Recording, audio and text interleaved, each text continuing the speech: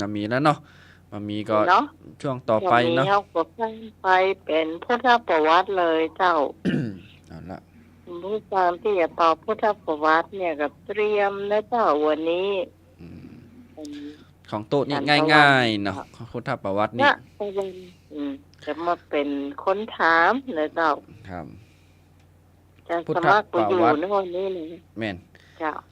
พุทธประวัติพ่องแล้วก็อันธรรมวินัยพ่องอีเนาะคะกันไปทายตอบปัญหาเนี่ยเนาะ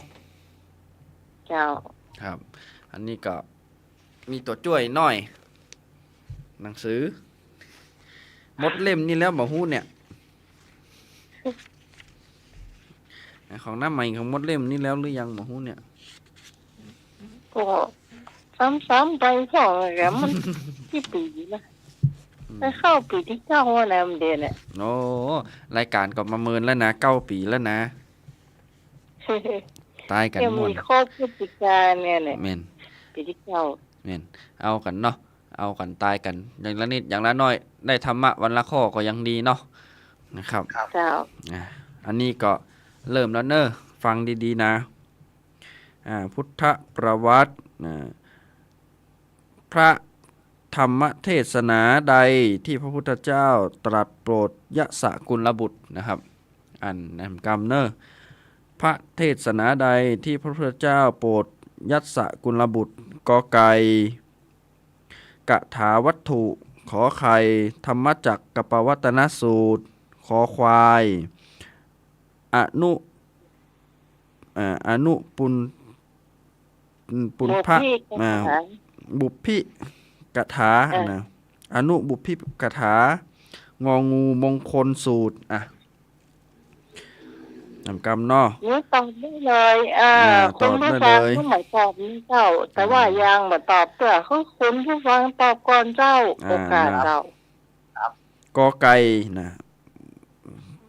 กถาวัตถุเนาะเอามาแล้วเจริญพรเจ้ากลับไปสาพระอาจารย์เจ้ากลับไปสาสุปีตะวันเจ้าครับดีน้ำใหม่เจ้าเจ้าสวัสดีเจ้าพรสวัสดีลุงหน่วยเจ้า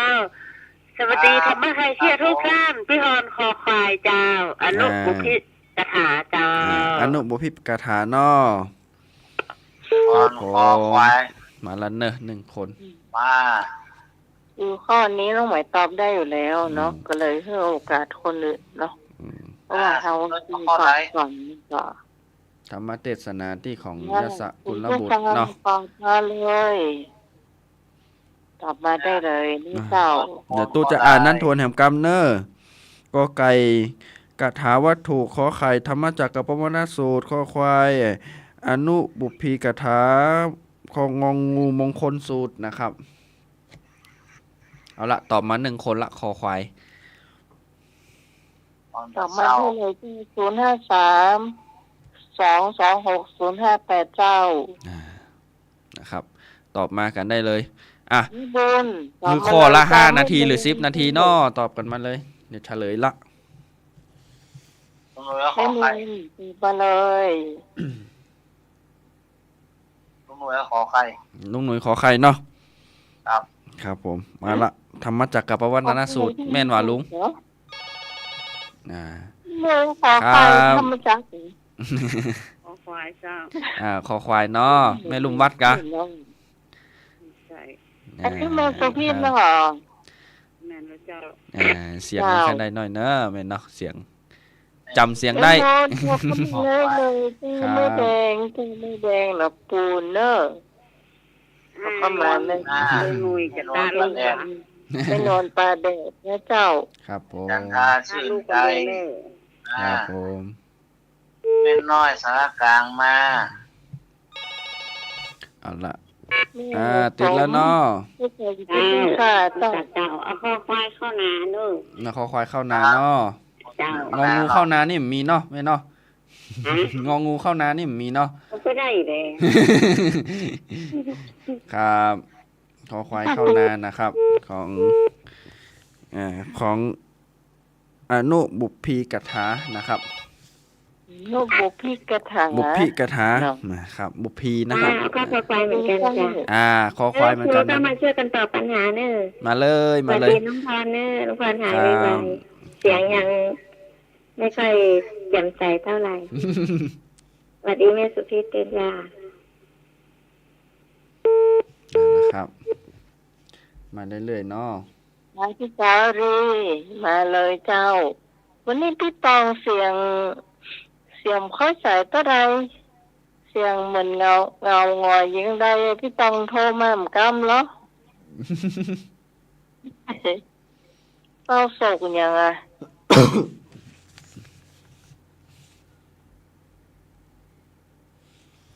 นะครับ เอาละ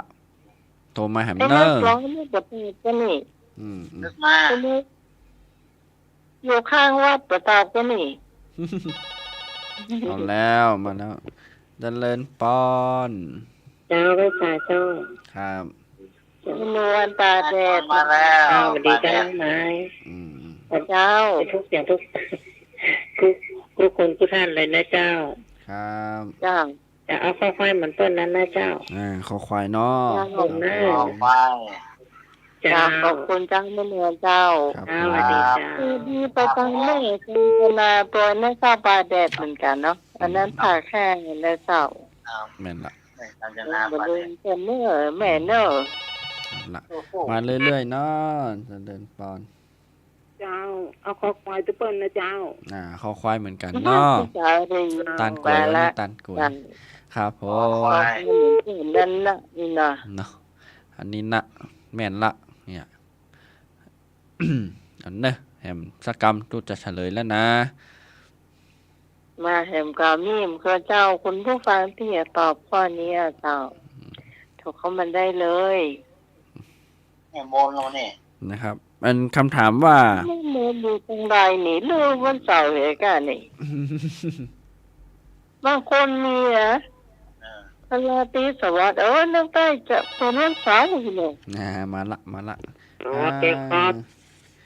มาราคาวัดต่อไป ควายโคตรหนานะครับ ขอควายเข้านาเนาะ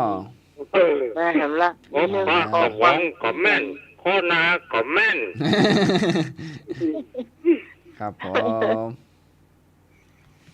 เอาละมาตัวกันหมดละนะหมดละอันที่ถามไปว่า พระธรรมเทศนาใดที่พุทธเจ้าตรัสโปรดยสกุลบุตรนะครับ มันมีอยู่4ข้อก็กอไก่กัถาวัตถุขอไข่ธรรมจักรวัฏสูตรคอควายอนุบุพพีกถางองูมงคลสูตรนะครับเอาละ ข้อ ตอน ที่ นี้ ถูกไว้เลย แม่นเอาละเนอะเฉลยแล้วเนอะข้อที่ถูกคอควายนะครับที่ถามข้อนี้ไปปนไปละ1ข้อ เอาละมาแหมข้อหนึ่งข้อที่สองพระพุทธเจ้าเอาละแหมกำก่อนเจริญปอน อ๋อ อ่า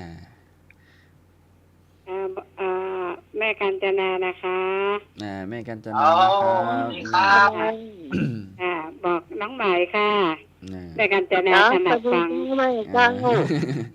ครับผม เลยนะคะ ครับผมครับ เจ้า อ่า ขอบคุณเจ้าแม่เจ้า ฟังอยู่ค่ะ ให้กำลังใจอยู่ค่ะ ครับผม เป็นกำลังใจให้แม่ เป็นกำลังใจเนาะแม่เนาะ ค่ะ รักษาสุขภาพนะแม่เนาะ ค่ะขอบคุณค่ะ ครับ เขารักนัก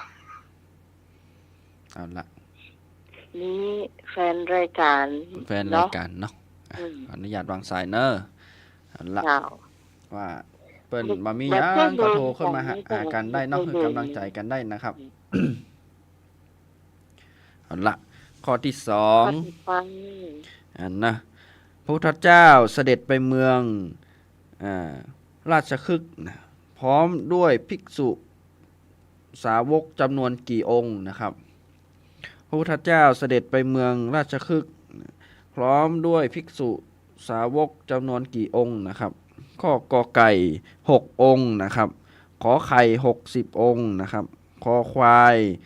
1,003 องค์งองู 1,250 องค์นะครับ อันพร้อม อ่ะไอข้อนี้พระพุทธเจ้าเสด็จไปเมืองราชคฤห์พร้อมด้วยภิกษุสาวกจำนวนกี่องค์ ข้อกอไก่6 องค์ ขอไข่60 องค์ คอควาย1,003 องค์ งองู1,250 องค์นะครับไปกันกี่คนเอ็นอะ จะเป็นงูเนาะ แม่น ไปเมืองราชคฤห์เนาะ ครับ เมืองของพระเจ้าพิมพิสารไหมก็ แม่นละ มีหรือเปล่า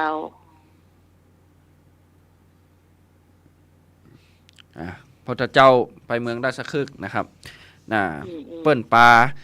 ภิกษุสามเณรสาวกเปิ้นไปกี่องค์นะครับ มีอยู่4ข้อ ค่ะ เจริญปอน เจ้าที่ปัน3 องค์อะค่ะ ปัน3 องค์เนาะแม่นเนาะ เจ้า ครับผมอันนั้นนะมาละ1 คน นี่ตรงไหน แม่ตังใดครับ แม่แดงน่ะก็ขอเพลงหนีรักได้ประจำนะครับ เจ้า ครับขอบคุณครับเดี๋ยวสักวันเนาะสักวันเดี๋ยวฮือเนอร์แม่นเนอร์ เจ้าขอบคุณเจ้านมัสการเจ้า ครับแม่ครับ ครับ แม่แดงละปูนเนาะ แม่แดง จังแม่แดงละปูนมาแล้วก็ไม่มนหายไปไหนนี่ อัน ไม่ เน แด อง ออก ร์ เองเหรอ เปิ้นตอบคอควายเนาะปัน3 องค์ ไม่แดงออกเองอ่ะ ไม่ได้ เกี่ยที่ว่าจะ หนูรักอหย่างอ่ะ โอ้นะ เจริญปอนอันละมันแล้ว โอเตานะครับ อืม ข้ององูครับ ข้ององูเนาะ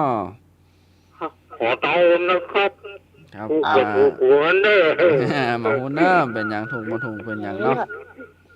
เสียงเอาเนาะ เสียงเอาครับ เสียงเอา ครับผมเอาละขอไข่ก็มาละไอ้คอควายก็มาละงองูก็มาละเนอะครับ แล้วก็เอาข้อขอไข่จ้า แม่กรขอไข่เนาะ จ้า ครับผมแม่กรขอไข่นะครับ 60 องค์ นักเอง อ่า จ้าเดาเอา ช่วยๆกันเฉลี่ยกัน จ้า ครับผ โอ้ ม ยแล้วกอไก่ก็งกอ่ะ อืมเอาละเนอะ กายนี่มีรูปเนาะ ครับ เนาะ กอไก่ก็งก เอาละอ่า เจ้า ครับ พ่อแม่เขาขอใครเหมือนกันเจ้า ขอไข่เนาะ เจ้า ไปเนาะ ครับผ แต่ ม มอนกระเซ้า จะมี นะ เนาะ นี่เนอะ เท่าไหร่ อันนะครับ ทบทวนแห่งกรรมเนาะทับก่อนเจริญปอนติดละเนอร์ เอา60 ลูกแล้วนะ 60 รูปเนาะ เจ้า ครับผม มี10 รูป 60 รูปนะครับ ข้อขอไข่นะครับ มันมีอยู่ 60 แล้วก็ปัน3นะครับ แล้วก็1,250นะครับ เจ้าเอาข้อขอใครนะเจ้า ขอไข่นอนไม่นอครับผม เนาะ อันละเพื่อนเอาขอไข่เนอร์ เจ้า เจริญปอนติดละเนอร์ เอามั่งแล้ว เอาคอควาย คอควายนะครับ หลวงตา หลวงตาครับเสียง แล้วก็ยมดุยอยู่สบายดีเนาะ ครับมาสการครับหลวงตา เอาข้อขอควายละ250 องค์อ่ะ ไปรอบเนาะ ไอ้งองูครับหลวงตาครับ 1,250 องค์ เอาของกูนั่นแหละ ครับผมครับไว้สาครับหลวงตาครับเอาละหลวงตาเพิ่นกลับ นัก มา นี่อ่อนเนาะ นั่นเนาะข้อไหนถูกบอกฮู ย้าย เนอร์ ย้ายนะเจ้า ครั อัน บ นี้นี่เหมือนกันสักอย่างนะเจ้า มีกากอไก่ที่เพิ่นบ่เอาเตอเนอร์มี6 องค์นี่ท่านจะบ่ใช่6 องค์เนาะกอไก่นี่ตัดไปเลยเนาะ ไม่ใช่นี่ก็ เราเนาะ เนี่ยอันตรงนู้น ง่าย เอา มัน ไข่ งก เกิน ง่ายมัน อย่าง โดนงงดีกว่า งองูครับเนาะ เอาเง ครับ งองู หมู่ตัวกันม่วนด้วยกันเนาะ ยาแผลแดงมีอยู่อ่ะ ก็เป็นหยังที่นี่ดึงแจกยาแผลแดงโอ้เท้าเข่าเนอะ ครับผม ตะลูกเอานะ ตาเอาเนาะได้เอานั้นเนาะ สวัส ครับ ดีพี่พรหายไปเว้ยนะพี่พรเจ้า นะครับผมเอาแล้วนะครับ เด็กตัวยืดใจ อันนะ โอ้ งอขอไข่มีนักเนอะ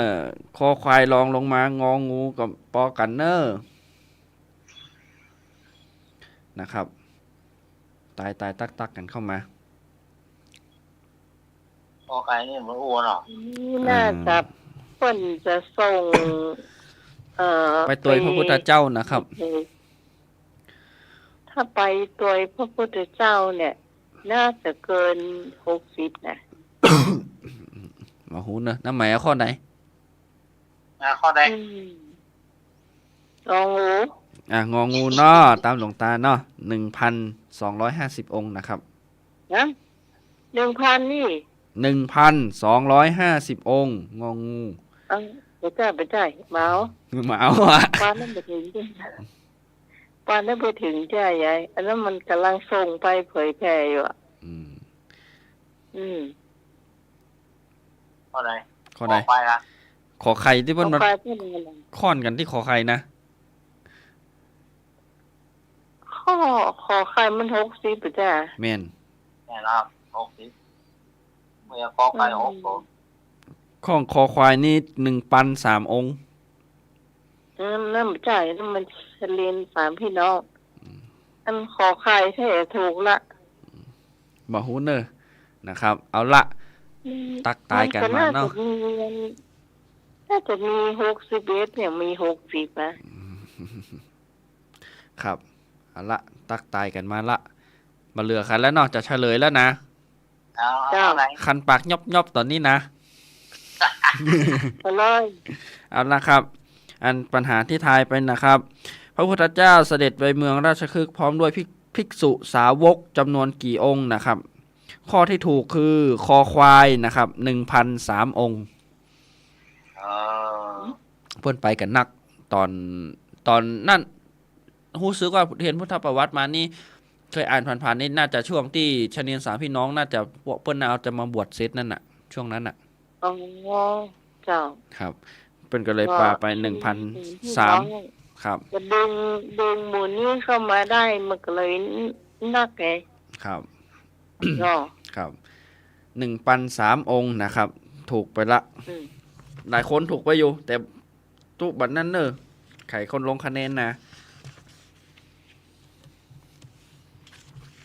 เอาละลุงนุยลุงนุยตายถูกก่อ มืององูบ่ถูกสักคำก็แล้วมาขอไก่ขอไก่ต้อง6โดน อืม ก็ไก่มันก็ไก่ย้ายไปงองูก็ยังบ่ถูก อื จ้ะ มครับ ไปเที่ยวนึกเอาค่อยเหรอง องู งองูครับ นั่นอืม เอาละ เข้าฝันนะครับ ก็จะมีทยอยกันตอบกูนะก็มี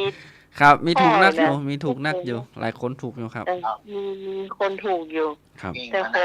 นี่หลายคนเจ้า ครับ ช่วงหลังวันนี้จะมาขอไข่นัก ครับ อืม เอาละข้อต่อไปเนาะผู้ปรารถนาจะดำรงอยู่ประมาณกับหรือมากกว่านั้นต้องเจริญธรรมใดนะครับ ผู้ปรารถนาจะดำรงอยู่ประมาณกับหรือมากกว่านั้นต้องเจริญธรรมใดนะครับ มันมีอยู่กอไก่อริยสัจสี่ขอไข่อิทธิบาทสี่คอควายธรรมุเทศสี่งองูจักสี่นะครับ ผู้ใดนะปรารถนาดำรงอยู่ประมาณกับหรือมากกว่าต้องเจริญธรรมใดนะครับ ก็กอไก่อริยสัจสี่ขอไข่อิทธิบาทสี่คอควายธรรมุเทศธรรมุเทศสี่นะครับงองูจักสี่นะครับ ภาษาบาลีเนาะอ่านถูกอ่านผิดก็มีพ่อง เจ้า เอาละ อันนี้เอาง่ายๆนะขอไข่เจ้า ขอไข่เนาะ บาทสี มาแล้ว ครับผม เจ้า ขอใครเหมือนกันเจ้า ขอไข่เหมือนกันเนาะ เจ้าขอบคุณ ไอ้ ก่อนเจ้า ไปก่อน นี่ นะ หายละนี่หายละพี่ทอนหายละเจ้า หายแล้วเนาะคือกำลังใจกันหลา เสี ย ยง คน ก็ดีเพิ่นจะพักไรทัน ครับ วันนั้นเสียงบออกเลย ครับ เจ้าขอไข่ทำกรรมเนื้อ ขอไข่แหมกำเนาะครับผม ครับ อันละมากันหลายคนแล้วเนอะ เห็นเธอทำคน ครับ ตัวบ่หูเนอะเจ้าฉันเนอะ เมื่อกี้จะเอาขอไข่เนาะจะเอาขอไก่ทำกรรมเหมือนกัน ขอไข่เนาะ จ้าไม่ก่อนจ้ะ ไม่ก่อนเนาะครับ เอาละคนนำก็บอกฮู้คนตัวก็ตัวลืมๆเนอะตอนนี้นะ สนุกม่วนกันเนาะม่วนๆออกเตือนทั้งทุกนะ คิดว่าสิ่งที่ทำให้ประสบความสำเร็จมันก็น่าจะเป็นฉันทาอุริยาจิตาอิมังสาเลย ครับละติดแล้วเนอะครับผม โอ้ตัวคนเลิก ตัวคนนะครับผมขอไข่เนาะตอนนี้ จะแสดงเวทเลิก เดี๋ยวไม่ได้ ครับเอาละ เดี๋ยวไม่ได้ยาเฉยแดงนะครับ ผม ยาทาน้ำแดง อย่าทานน้ำแดงอีกอะ อืม เอาละ มีสมัยเพียนมัน ครั ตัว บ อย่างมัน แม่กับตัวก็ไก่นั่นเหรอ ขอไข่เนาะตัวกันเนาะตอนนี้นะครับผมกล้วยต้นนี้ใหญ่เนาะมากันค่อนเดียวกันเลยนะครับ มาเป็นมาดเป็นปุ๊กเลยเนี่ย ก็ต้องมัดเนาะมัดนักหน่อย คนเนาะง่ายจริงยอมล้มหมดอ่ะ ครับเอาละอันนี้เนาะอันที่ตอบกันมาอิทธิบาท4นะครับม่วนงันกันอันเนอเอาละ นี่นะที่ ที่แถวก่อนมีโดนไม้อย่างนี้ ถ้าเงียบเดี๋ยวตู้จะอ่านทบทวนแห่งกรรมเนอผู้ปรารถนาจะลำลงอยู่ประมาณกับหรือมากกว่านั้นนะครับ ต้องเจริญธรรมใดนะครับข้อกอไก่อริยสัจสี่ขอไข่อิทธิบาทสี่ขอควายธรรมุเทศสี่งองูจักสี่นะครับ อันนี้คือปรารถนาจะลำลงอยู่นะครับ ประมาณกับหรือมากกว่านั้นนะครับกับนั่งนี้เท่าใดลุงนุ้ย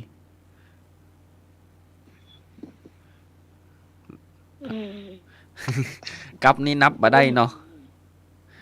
ทำได้ครับ ตายเกิดมาหุ้งกี่รอบนั่นน่ะ โอ้กับ ผมไปอยากไปอย่าง อืม เดินหน้าแล้วก็หันปีกกับครับอ่ะ อันนั้นกรับกานี่กับนะ บิ๊กเนาะเอาละนะครับมันน่าจะบ่มีละเน้นตู้เฉลยแล้วเนอะ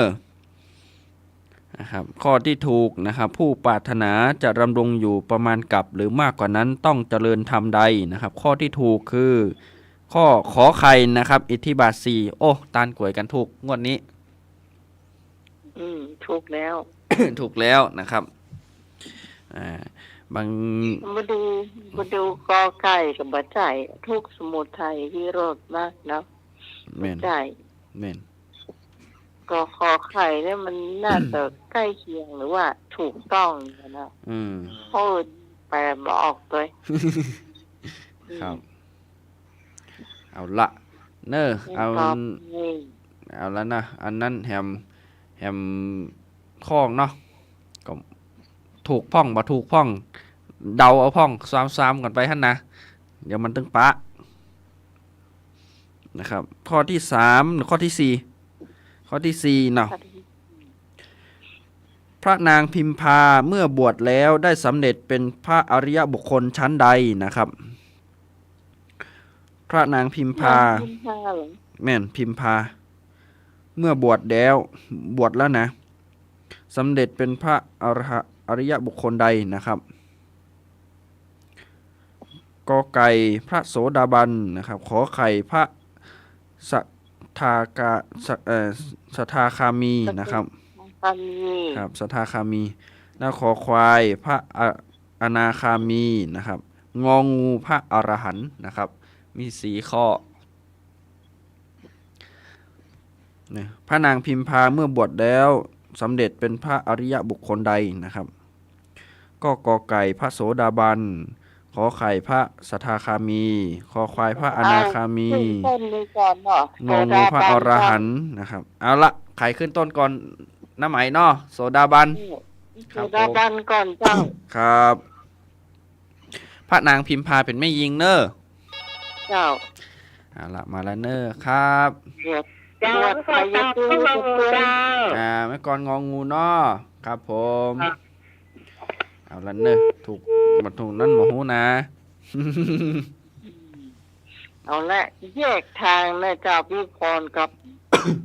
อันใหม่ ครับ เอาละนะครับ เนื้อขอไข่ ลุงหนุ่ยขอไข่เนาะ ครับ เอานั่นเนอ ประกาศทางที่มีเนาะ สกัดกันไว้ก่อนเนาะ อืม จะออกประตูได้นะ มี4ประตูนะ โอ้โหอันนี้นะ มันเริ่มต้นนะมันบวชก็ต้องโสดาบันเนี่ย อืมนะตายกันพอ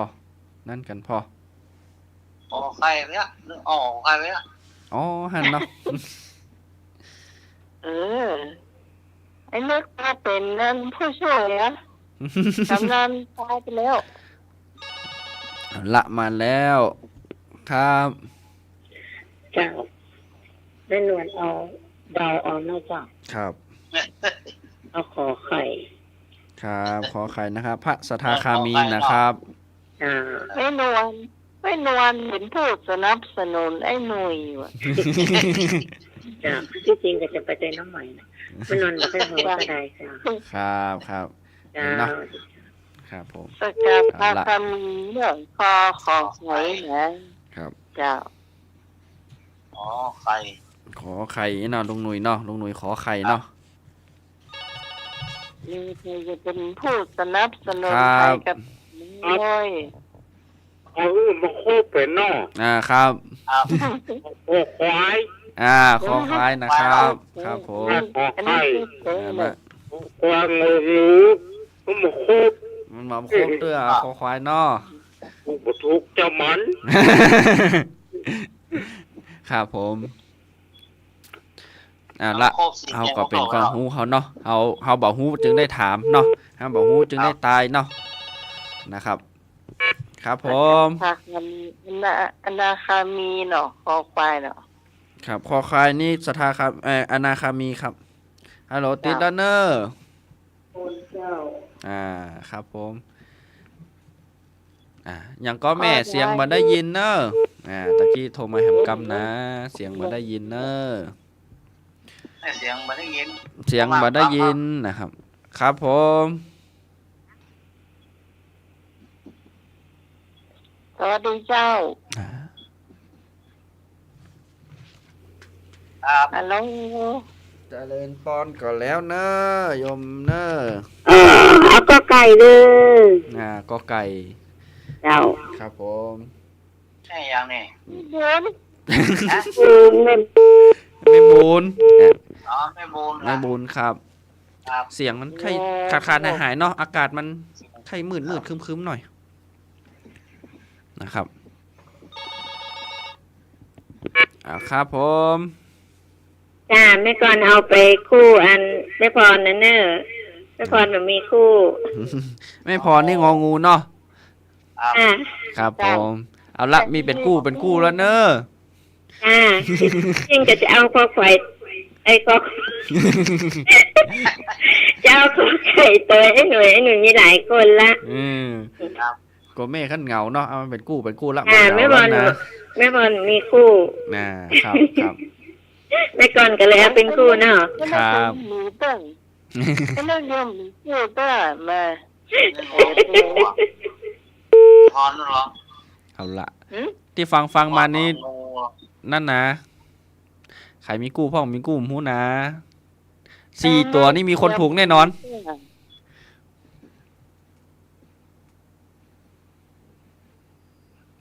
อั แล้ น ว นะ หมาย ครับ เอากอไก่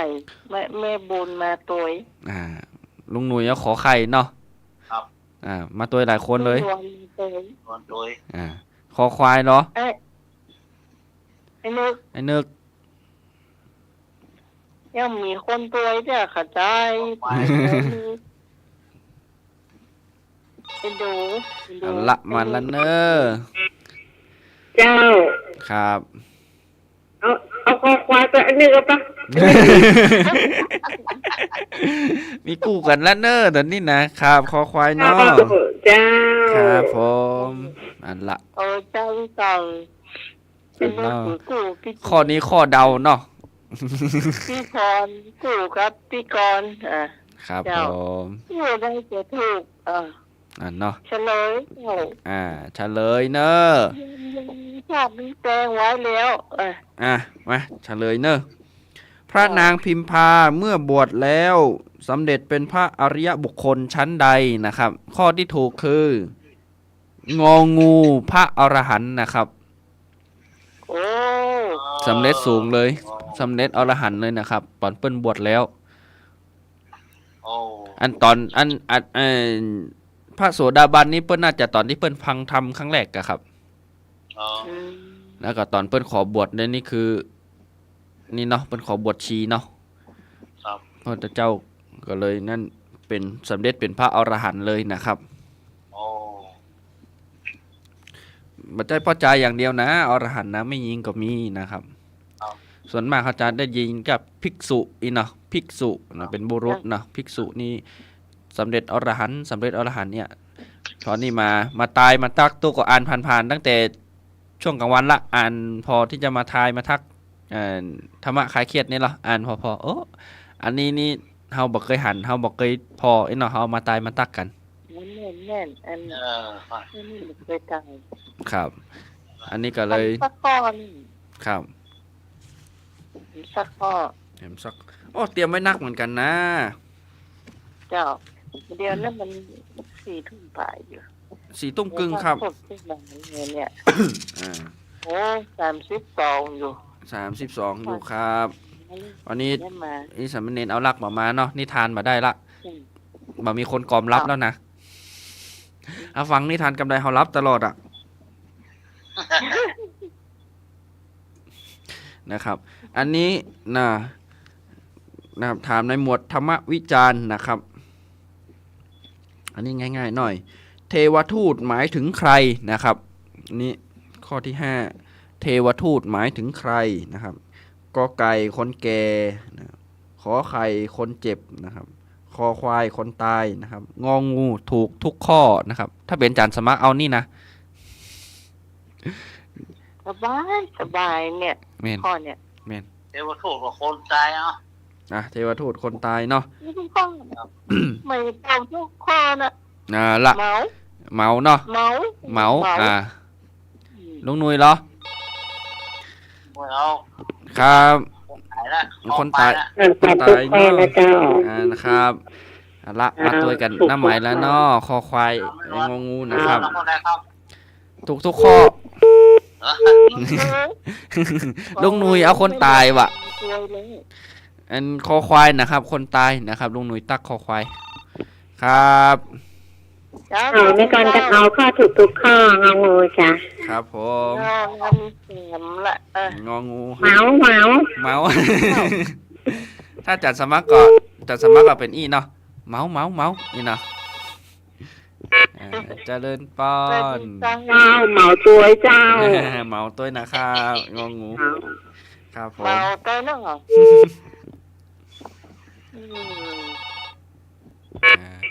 ครับ เมา เจ้าใครเมาตัวคนเนอะ ครับ เจ้า ไม่อยู่คนเดียวหรือเปล่า อยู่คนเดียวเนอะลุงหนุ่ย ย้ายแล้วย้ายดูแล้วย้ายเราเปิดแล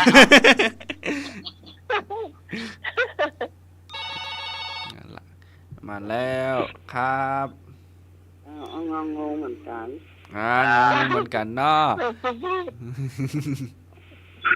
ขนาดนั้นเจ้าของคอควายย้ายเลยเนี่ยย้ายสมโนครัวแล้วเนี่ย ครับ ครับติดแล้วเนอะ เจ้าเมาเตคนงองูนะเนอะ เมาทุกคนเนาะงงครับผม เจ้า ครับง่ายนะ ถ้ามีนี่ถ้าเอาข้อสอบเขาก็จะเอาข้อนี้นะ มันบ่ต้องกึดนักอ่ะ วงได้ทุกข้ออย่าครับผม เจ้าวันนี้มาพูดลำไยงองูนะเจ้า ครับงองูเนาะ เอา พี่พรก็เศร้า มัดพวกแก่น้ำหรอ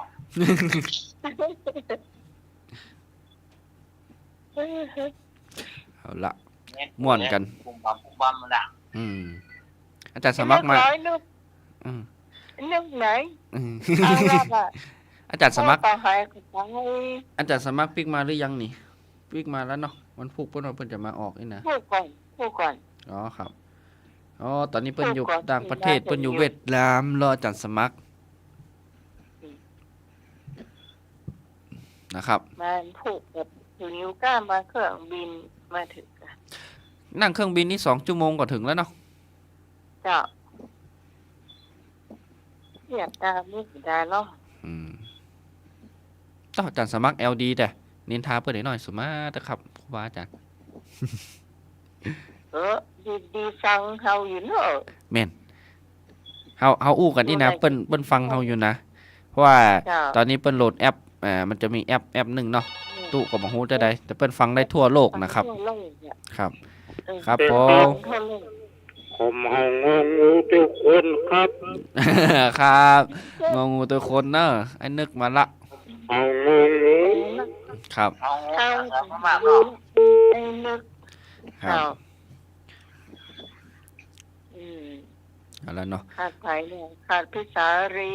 เอาละ ออกมาจะเปิ้นกันนี่ เปิ้นเหมาเนอะนี่จะเสี่ยงแล้วนะ คนนี้ก็เหมาน้อยอ่ะ ก็ขายหำร้อยเดียวก็จะหมดเลยเนี่ย อืมครับจะหมดละเห็นนะวันนี้ก็หันนี่เนาะไอช่วงสายวันนี้ไฟดับนะครับ วัดไฟหิน จ้ะ ครับ ก็เมาตะกี้แล้วล่ะน้องหมาย เหมาแล้วเหรอวะเปิดมาแล้วเหรอ เจ้าเมาแล้ว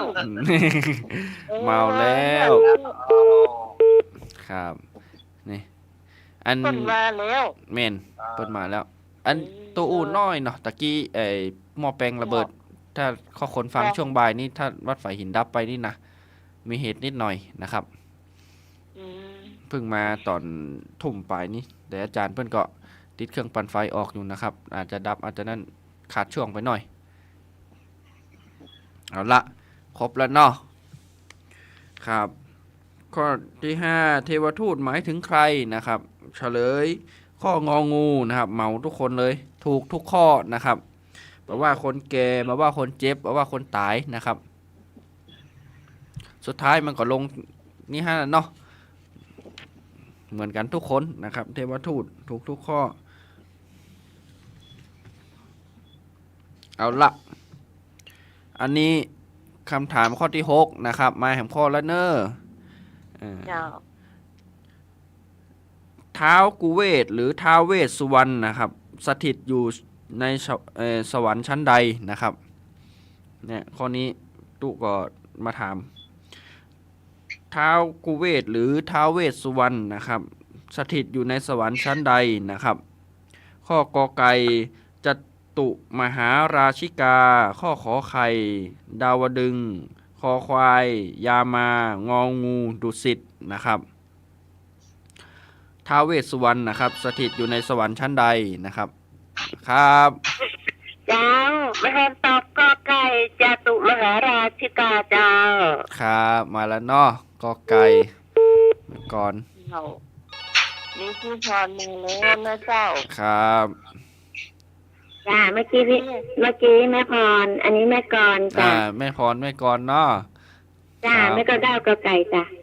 ครับกอไก่เนาะ ชั้นจตุมหาราชิกาจ้า ครับเอาละมากันละเรื่อยๆนะครับ ครับ แล้วกอไก่คงก กอไก่ก็งก เจ้า ครับตะกี้งองูเดี๋ยวนี้มากอไก่กันหมดแล้วเนอะ มา ท้าวกุเวศหรือท้าวเวสสุวรรณเนาะครับ เจ้าเอากอไก่ก็งอกเปิ้ลๆนั่นเนอะ ครับผมกอไก่เนอ เจ้า เจ้า ครับและมาเรื่อยๆเนาะครับ เจ้าแม่ลูกวัดก็เอากอไก่ละเจ้า ครับแม่ลุมบัดเอากอไก่เนาะ เจ้า ครับผม แล้ว หลุมบัดมาแล้ว แม่ลุมบัดมาแล้วแม่ลุมบัดมาแล้วนะครับกอไก่นะครับจตุมหาราชิกานะครับ โง่อ่ะ อ่า เอาแต่ครับโอ้กอกไก่กุ้งงอกเหมือนกันนะครับ กอไก่เนาะครับเอาแล้วเนอะ แล้วก็กันนั้นเอากอกไก่ ครับ ก็กำนั้น กอกไก่ ครับผมอันนี้ข้าวต้มมัดนะ2 มัดแล้วนะครับ ครับ เจ้าเอากอไก่เจ้าก อไก่เนาะ ทำไมวันดีเจ้า อ๋อปุรีเป็นได้พ่อนี่ เจ้าสวัสดีตั้มยืดที่ตามตลอดเจ้า เจ้า ครับ มีวันดี เกี่ยว นะ กับ เจ้า หวานพ่อปุรีบอก วันดีก็คนเลยนะเจ้าสมมาไกลเกลียดน เจ้า มัสการลูกพี่สุวรรณนะเจ้า ครับแม่วันนี้มาแตนจันสมัครเนาะอู้นักหน่อย เจ้าฟังอยู่ค่ะฟัง ครับแม่ครับ กำลังใจเจ้าน้องไหม เจ้า เจ้า ครับ เจ้า ครับ เนาะตายมาตักกัน ก่อสร้างมาแล้ว นะครับละตายตักกันมาแล้วเนาะของ ก่อสร้างมาแล้ว ครับ หนึ่ง ใช่มันสัง อ๋อแม่เสียงก้อยไปเนาะ อ้าวกอไก่เจ้า อ้าวกอไก่เนาะแม่เนาะครับ แบบที่ ครับ ย่อยมาแล้ว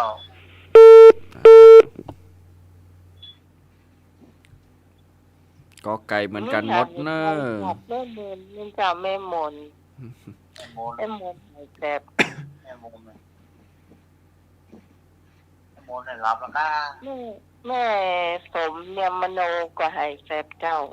แม่โสมเนาะแม่โสมเด็กแอลอ่ะ เอาละนะเอาละเนาะมามีใครแล้วเนาะเฉลยแล้วนะ ครับข้อนี้ทายกันมาถูกกันทุกคนเลยนะครับ ข้อกอไก่นะครับท้าวเวสสุวรรณหรือท้าวกุเวศนะครับ สถิตอยู่ในสวรรค์ชั้นจตุมหาราชิกานะครับเพื่อนเป็นเทวดาเนาะ เจ้า เอาละมาแหมละมาแหมข้อนะแหม2 ข้อ 3 ข้อน่าจะ จริง น่าจะ เพิ่นเป็นยักษ์นะ แม่นเจ้าแห่งทรัพย์สมบัติอีกแบบจักรเดี๋ยวนี้เปิ้นบูชากันเนาะต่างนี่ก็เปิ้นบูชาต่างหน้าวัดเนี่ยท้าวเวสสุวรรณนะครับพญายักษ์นะครับ ท้าวเวสสุวรรณ ครับ เป็นทักษาตังรู้สึกว่าจะถ้าจำว่าพิษอยู่ทางทิศเหนือนะ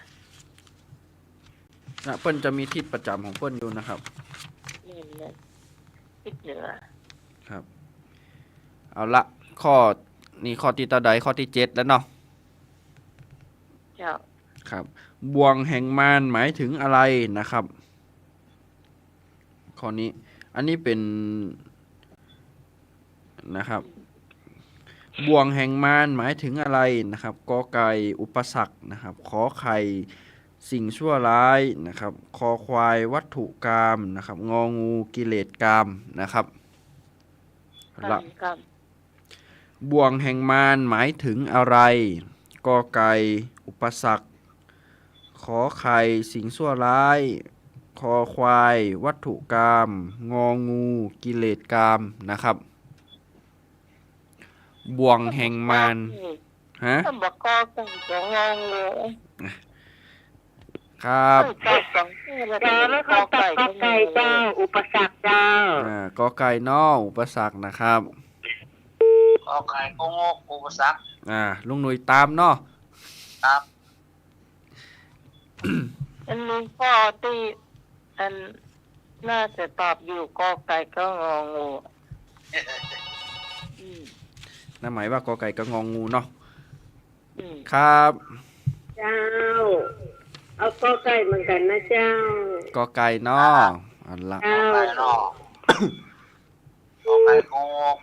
มันฟังแล้วมันใกล้เคียงกันเลย บ่วงแห่งมารนะครับ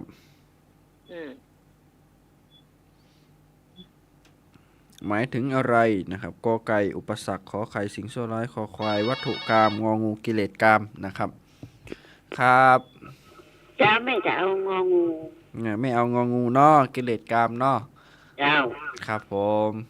แต่บัวงองูตาแสนมากๆเนาะ แต่ใส่มาแบบเมื่อคืนกันลุง ครับ เอาแล้วนะครับ เจ้าไม่นอนเจอแม่บุญนะเจ้า แม่บุญเนาะ เจ้า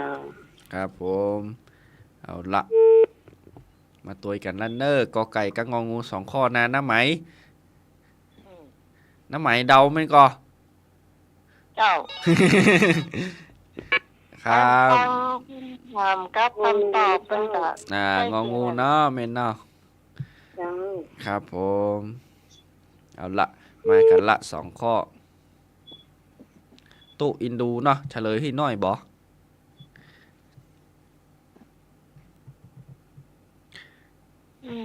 อืม เอา ถูก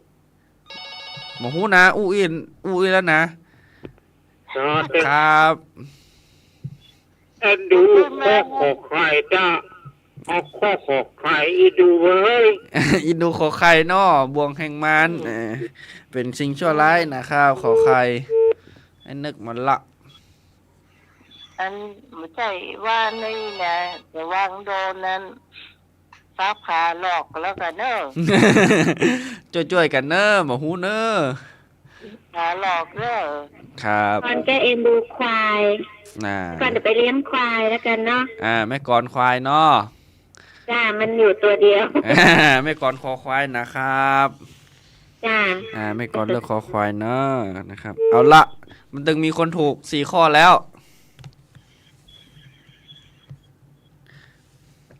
เอาละเนาะ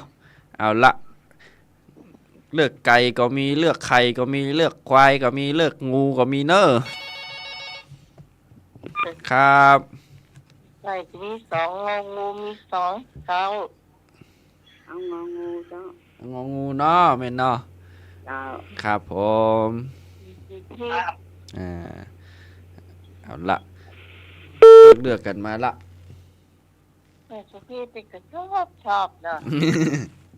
บ่วงแห่งมารหมายถึงอะไรนะครับ นี่ก็บางข้อบางอันตุก็บ่เคยหัน แต่ฮู้คำตอบก็คืออ่านมานะครับ หลายสิ่งหลายอย่างวันนี้ก็มาอ่านช่วงแรงนี่ก็โอ้เฮาก็บ่เคยหันเนาะมันเป็นนักธรรมของสนามหลวงนะครับ สนามหลวงนะครับมันที่มาเฉลยกันนี่มาตักมาตายกันนี่นะครับ อ้างอิงจากหนังสือนี่นะครับ บางทีน้าใหม่จำได้ว่าเจ้าชายสิทธัตถะเนี่ยก็มีห่วงเพื่อนของขอเป็นคือเห็นคนเลยออกเป็น บอกฮู้นะ อันนี้ก็บ่วงแห่งมารนะครับบ่วงแห่งมารนะครับ หมายถึงอะไรนะครับ โคไอ้หนุ่ย ลุงนุย ลงหลังว่า น่าจะฮ้อนลุงนุยฮ้อน ฮ้อนกะทำไมก็ฮ้อน แต่ว่าบังเอาไว้กะ ครับ เอาละเนอะเฉลยแล้วนะ จัง อย่างน้าหมายว่านะดักกี้ทายถูกอยู่บ่วงนั่นน่ะเป็นบ่วงแห่งมารหมายถึงอะไรนะครับ ข้อที่ถูกคือคอควายนะครับ ถูกคนเดียวไม่ก่อน วัตถุกรรมนะครับ วัตถุกรรมนะครับ มันก็เป็นวัตถุนั่นนะครับบ่วงแห่งมารนะครับ ก็คือจะ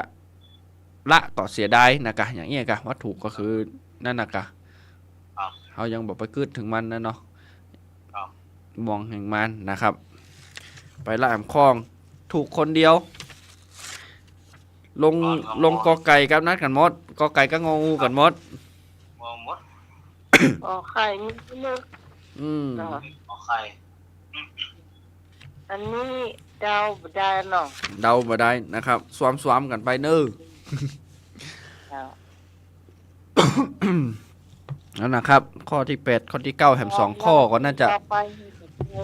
นะครับ ช่วงกับข้าวเนาะไอ้ ครับ หน่วยไปหาพี่พรกับแม่บุญเนาะเจ้า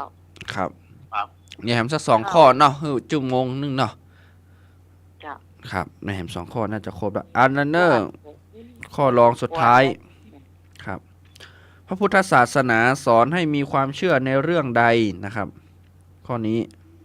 พุทธศาสนาพระพุทธศาสนาสอนให้มีความเชื่อในเรื่องใดนะครับกอไก่ฟ้าลิขิตนะครับ ขอไข่กรรมลิขิตนะครับคอควายพรหมลิขิตนะครับงองูพระลิขิตนะครับ ขอไข่อะ มาหัวนะมาแล้วเนอข้อง่ายๆนะครับ เจ้าละคนตอบขอใครเจ้ากรรมลิขิตเจ้า ครับ มาแล้วมาก่อนเปิ้ลเนอเอาละใครจะต้านกวยตัวใครจะมาด้วยกัน ทำให้ปฏิโลโกอะเนาะ ครับ เจ้า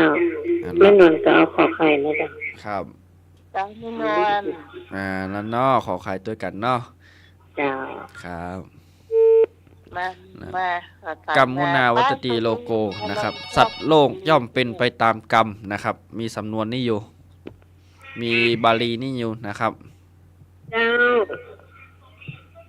ที่สองก็เอาข้อขอใครนะเจ้า ครับขอใครเนอ เจ้า เอาละมากันเรื่อยๆเนอ มาเลยเนอะมาเลยใครจะตอบข้อนี้สุดท้ายนี่เจ้า ครับ จ้าไม่ก่อนเจ้าขอใครจ้า ครับเนาะข้อขอใครเหมือนกันเนาะถ้าข้อนี้เว้ยก็จะหืมข้องนะ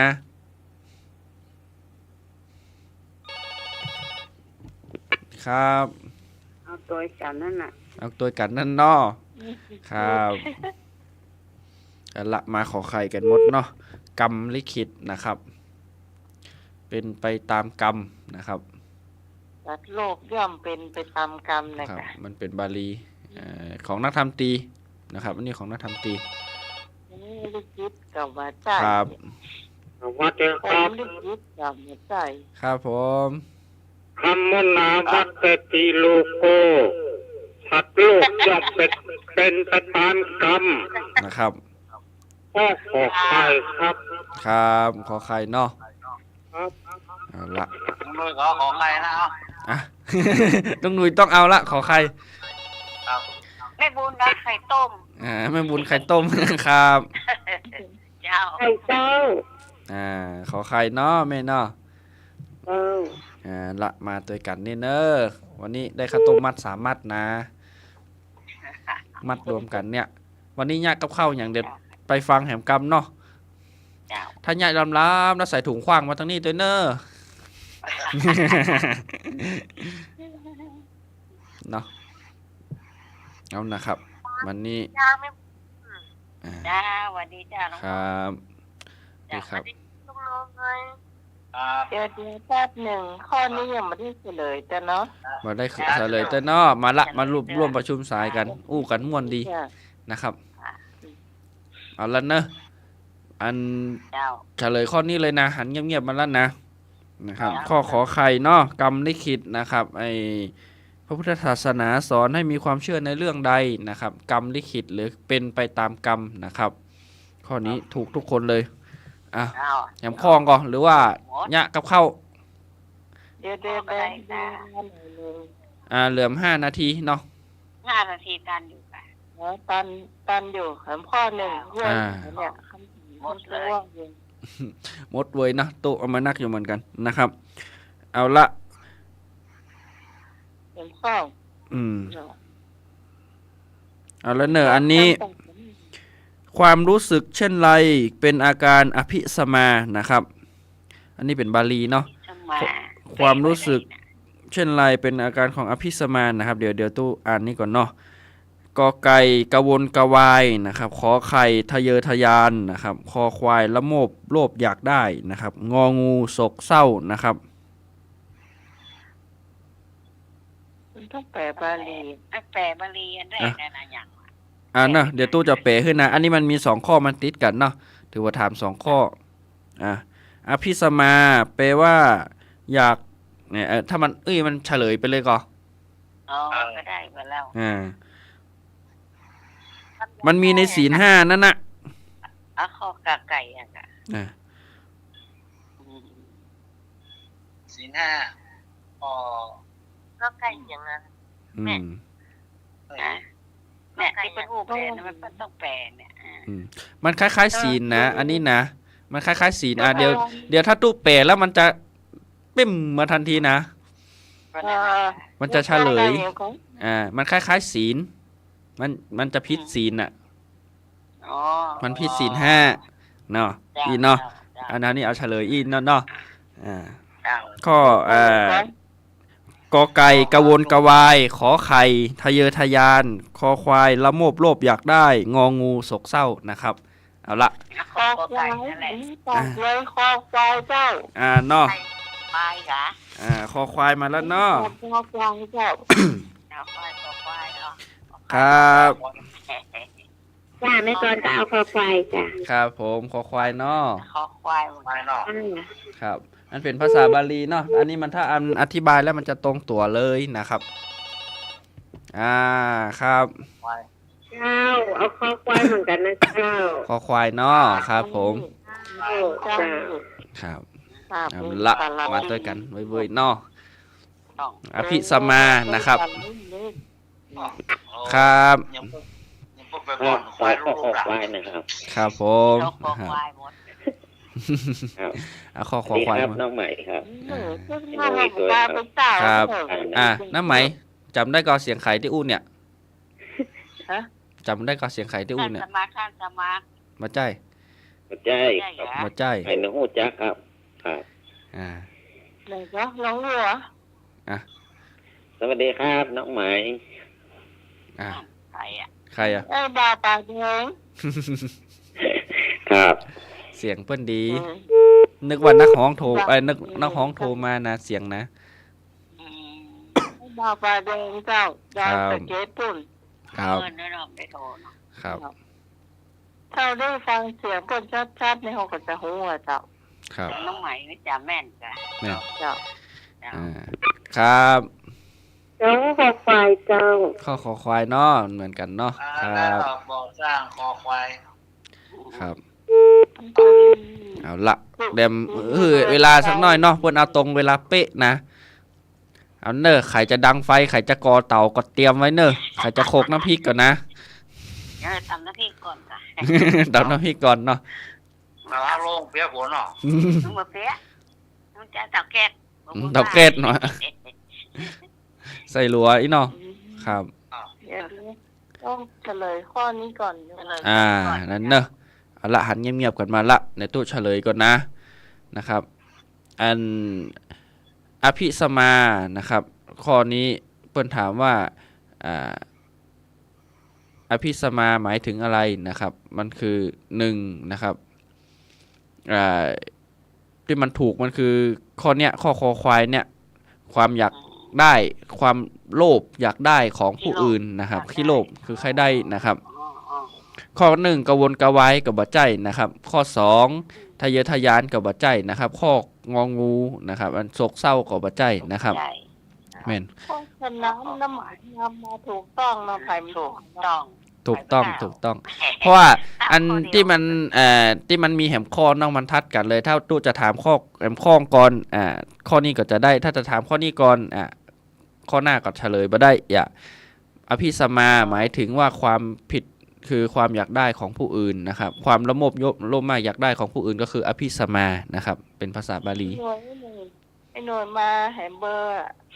อันนี้จะมดแบทแล้ว เอาละจะมดแบดบะ 065 065 473 6338 อ๋อครับ ครับผม เอาม ตาย เอเลย 38เนาะครับผมนั่นรอกรรมเนาะรอน้ำใหม่กรรมนะครับเนี่ยกับข้าววันนี้แม่ครัวเป็นใครครับ 2 คนแม่กับป้าพร แม่กับป้าพรเนาะวันนี้ย่าหยังแม่ จ้าแม่กะแม่บุญเป็นเจ้า แม่วุ้นยะก่อนกะ แม่จะแกงวันนี้เดี๋ยวแม่จะห่อนึ่งจิ้มหมู อ๋อหอนึ่งวันนี้หอนึ่งเนาะมีหอนึ่งละ1เนอะอาหารเมืองเมียงเนาะ เจ้าอาหารเมืองอยู่ ครับ จ้ะ ไม่พรเหรอ แม่พรจะต้มยำปลา ต้มย เจ้า ำต้มยำป๋าเนาะ เจ้า ครับเอาละ เจ้า เนาะวันนี้มีกับข้าวมีตึงหอนึ่งมีตึงแกงนะ เจ้าน้องใหม่ไหมยังล่ะ รอน้ำไหมกำเนาะ เจ้า เอาเนอะตองไข่บัตันเก็บก็ลมปัดฉีกหมดละก้า ก็เก็บไว้เมื่อวานแล้วเก็บไว้เมื่อวานแล้ว ครับ เอาตากแดดเรียบร้อย ครับ มันมาพลอย ฟัง อันนี้ก็ ฮะ ปัดมดซีแต่เนอะ อืม ถ้ารอลมปัด2นะ แม่น แล้วหมด แล้วมดนะถ้าลมหลวงเข้าแหมนี่นะพายุเข้าอีกเนาะ แล้วเอาหมดเบอร์หมด ครับ แล้วแหละแล้วแหละ ครับหอนึ่งนะครับ แต่นี่เจ้าเขาต่อเขาไปซื้อเขาในสวนเขาหมี ซื้อตอกเอา เขามี เนาะ สวนจะไปซื้อแหลบ15 บาทเลยนะครับ หน่อย อันละมาละน้ำไหมมาแล้ว แล้วเข้าเตื้อ บอกเข้าเตื้อเหอะอย่างเสียงมาเข้าอยู่ เดี๋ยวมาหรอ อันเก่าเหรออันเก่า อ๋ออันเก่าอยู่ มันใกล้จะหมดอย่าเลยเป ค ลี่ รั ย บ น ครับ หน่วยจะจำพิษก่ะ น้องใหม่ว่างเลย น้องใหม่ว่างก่อน เพราะสายมันเต็มเนาะน้ำไหมสายมันเต็มเนาะ อันบอกเข้าน้องใหม่ว่างก่อน ครับ เบอร์ไปเจ๊มาเลย บัดเต็มอะลุงหนุ่ยโทรไปเลยนะครับ วันนี้ก็อาจารย์สมัครอู้กันเนาะอาจารย์สมัครหน่อยอาจารย์สมัครเพิ่นติดกิจนิมนต์นะครับติดกิจนิมนต์หรือกิจของพระสงฆ์นะครับ ต้องไป ที่ไหนก็ไปที่ไหนก็ เวียดนามนะครับ ออกต่างประเทศไปตัวยท่านเลขาเจ้าคณะจังหวัดเนื้อหันนะครับ โอ้ เลขาเจ้าคณะจังหวัดนะครับ หรือผู้ช่วยเจ้าคณะจังหวัดนะครับ ผู้ปฏิบัติเล่าฟัง แม่นครับเอาเกินไว้ก่อนอาจารย์สมัครว่าวันพุธเปิ้นจะปิกมาอีกนะครับ ว่าอาจารย์สมัครต้องเมตตาเปิ้นสูงนะครับ เปิ้นทำงานทั้งวันทั้งคืนเนาะก็อินดูเปิ้นเนาะตอนนี้ก็ไปเวียดนามละมีของฝากยังมาน้อยเฮาอยู่ตอนนี้เอากองเนี่ย ได้อย่างวะ หาได้อย่างน้ออาจารย์สมัครนะ เป็นนั่นวะซื้ออย่างวะ ของฝากที่ตะวันนะ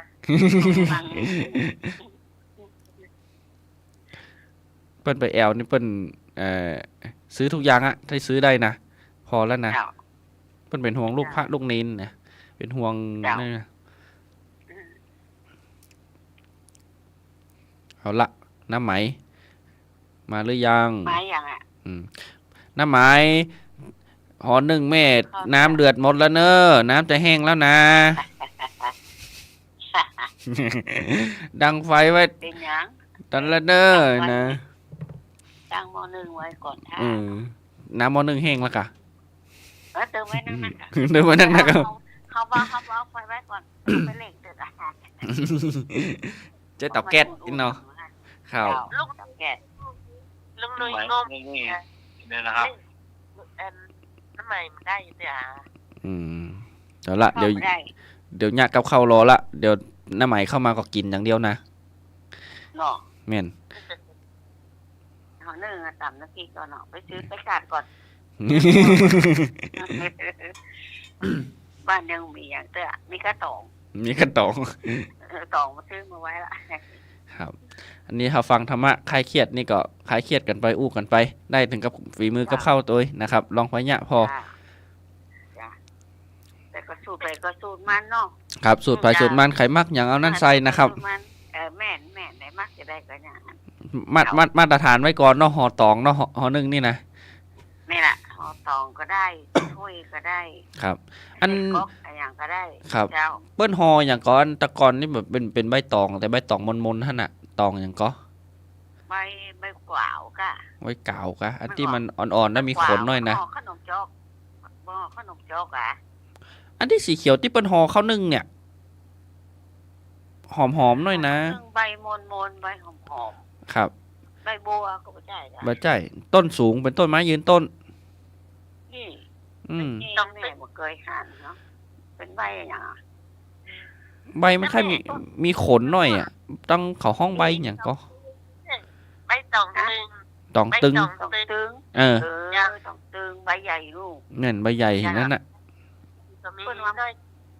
เปิ้นเอามาแลกมุงหลังคาลูก อืม แจ๊กอ่ะ ครับ ถ้ามีตองตึง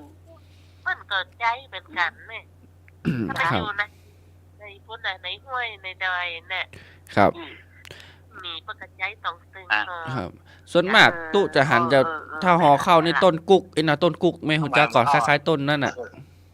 จ้า นะครับ อันนั้นห่อก็หอมเหมือนกันอยู่ จ้า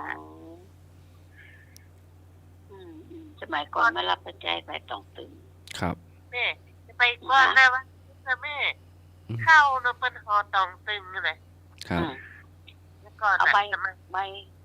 อยมันก็มีเนาะ ครับ ใบใหญ่ก็มีเนาะจ้าใบใหญ่ๆเพื่อมาแลกมุงหลังคาบ้าน ครับ จ้า มันถ้าเข้าห่อตองนี่แต่คนตะกอนนี่เปิ้นห่อตองห่ออย่างเนาะมัดจ็อกไปเนาะห่อตองอย่างก็ได้ที่เปิ้นหาได้นั่นนะมัดจ็อกหิ้วไปอ่ะหันเปิ้นหิ้วไปเปิ้นไปยะการอย่างนี้ก็เปิ้นหิ้วไปโอ้ มีจิ้นเนี่ยน้ำพริกเนี่ย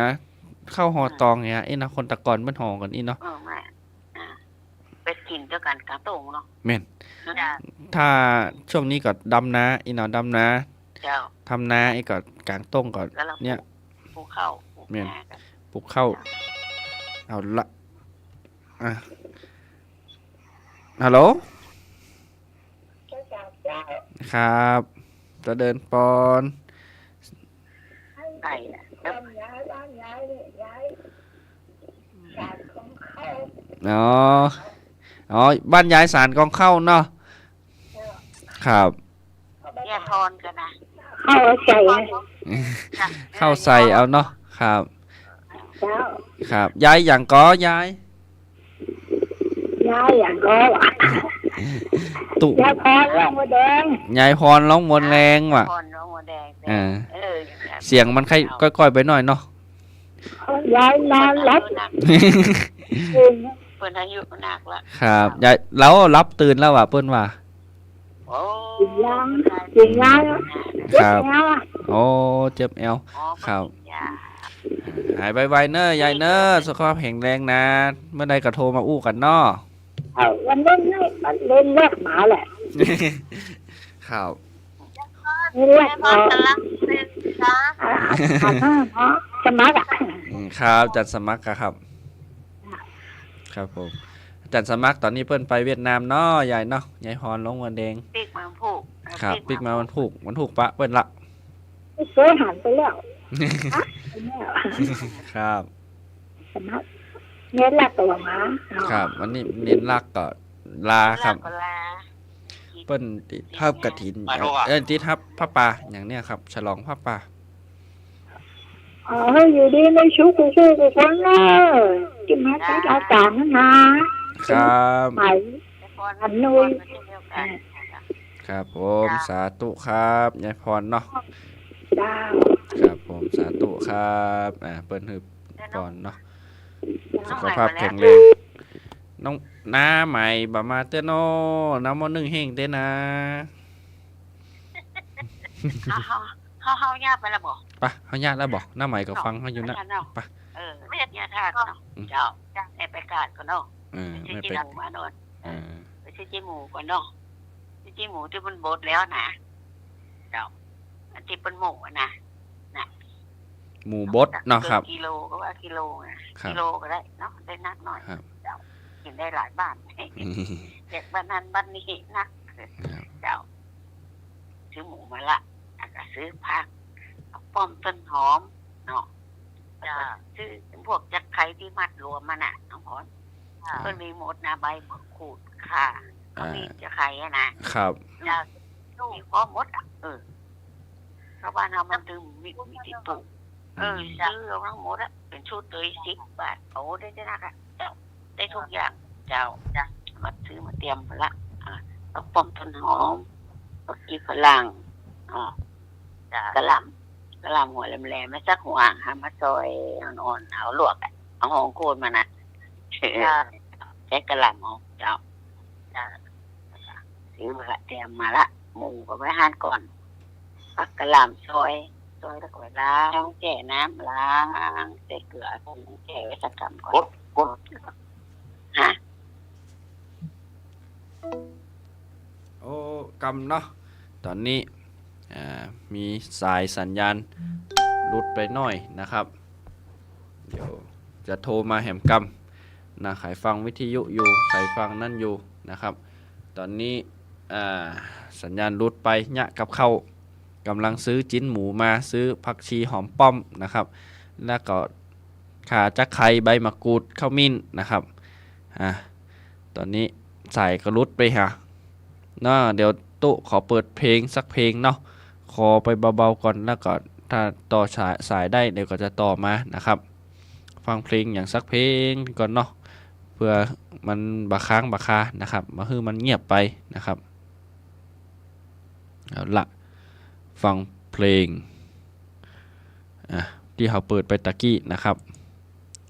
สักเพลงครับเอาละได้ก็นะเดี๋ยวเปิดเพลงไปเพลงเนอะได้แล้วเนาะว่าสายมันรุดไปสถานีจะเงียบนะครับเงียบละ มันเงียบแล้วเนาะเอาละไม่กรเขาล้อแม่เขาล้อไม่พรเขาล้อ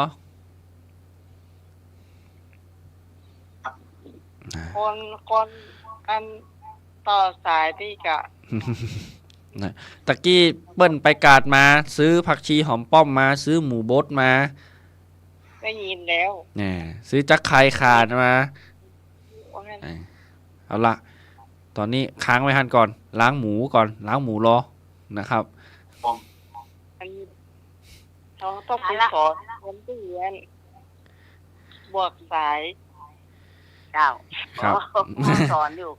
สอนอยู่เอามาละถึงล้างหมูแล้วเนอะเจ้าหมูบดแล้วหมูมันบดไปแล้วมาล้างได้จ้ะตำน้ำพริกตำน้ำพริกเนาะเจ้าตอนนี้น้ำพริกเจ้าจอยจะใครเนาะอย่างโซ่ๆเลยเนี่ยที่ไหนพัดลมลุงหนุ่ยเนอะเวลาหายไปละเจ้าจอยจะใครเนาะจักหัวหนึ่ง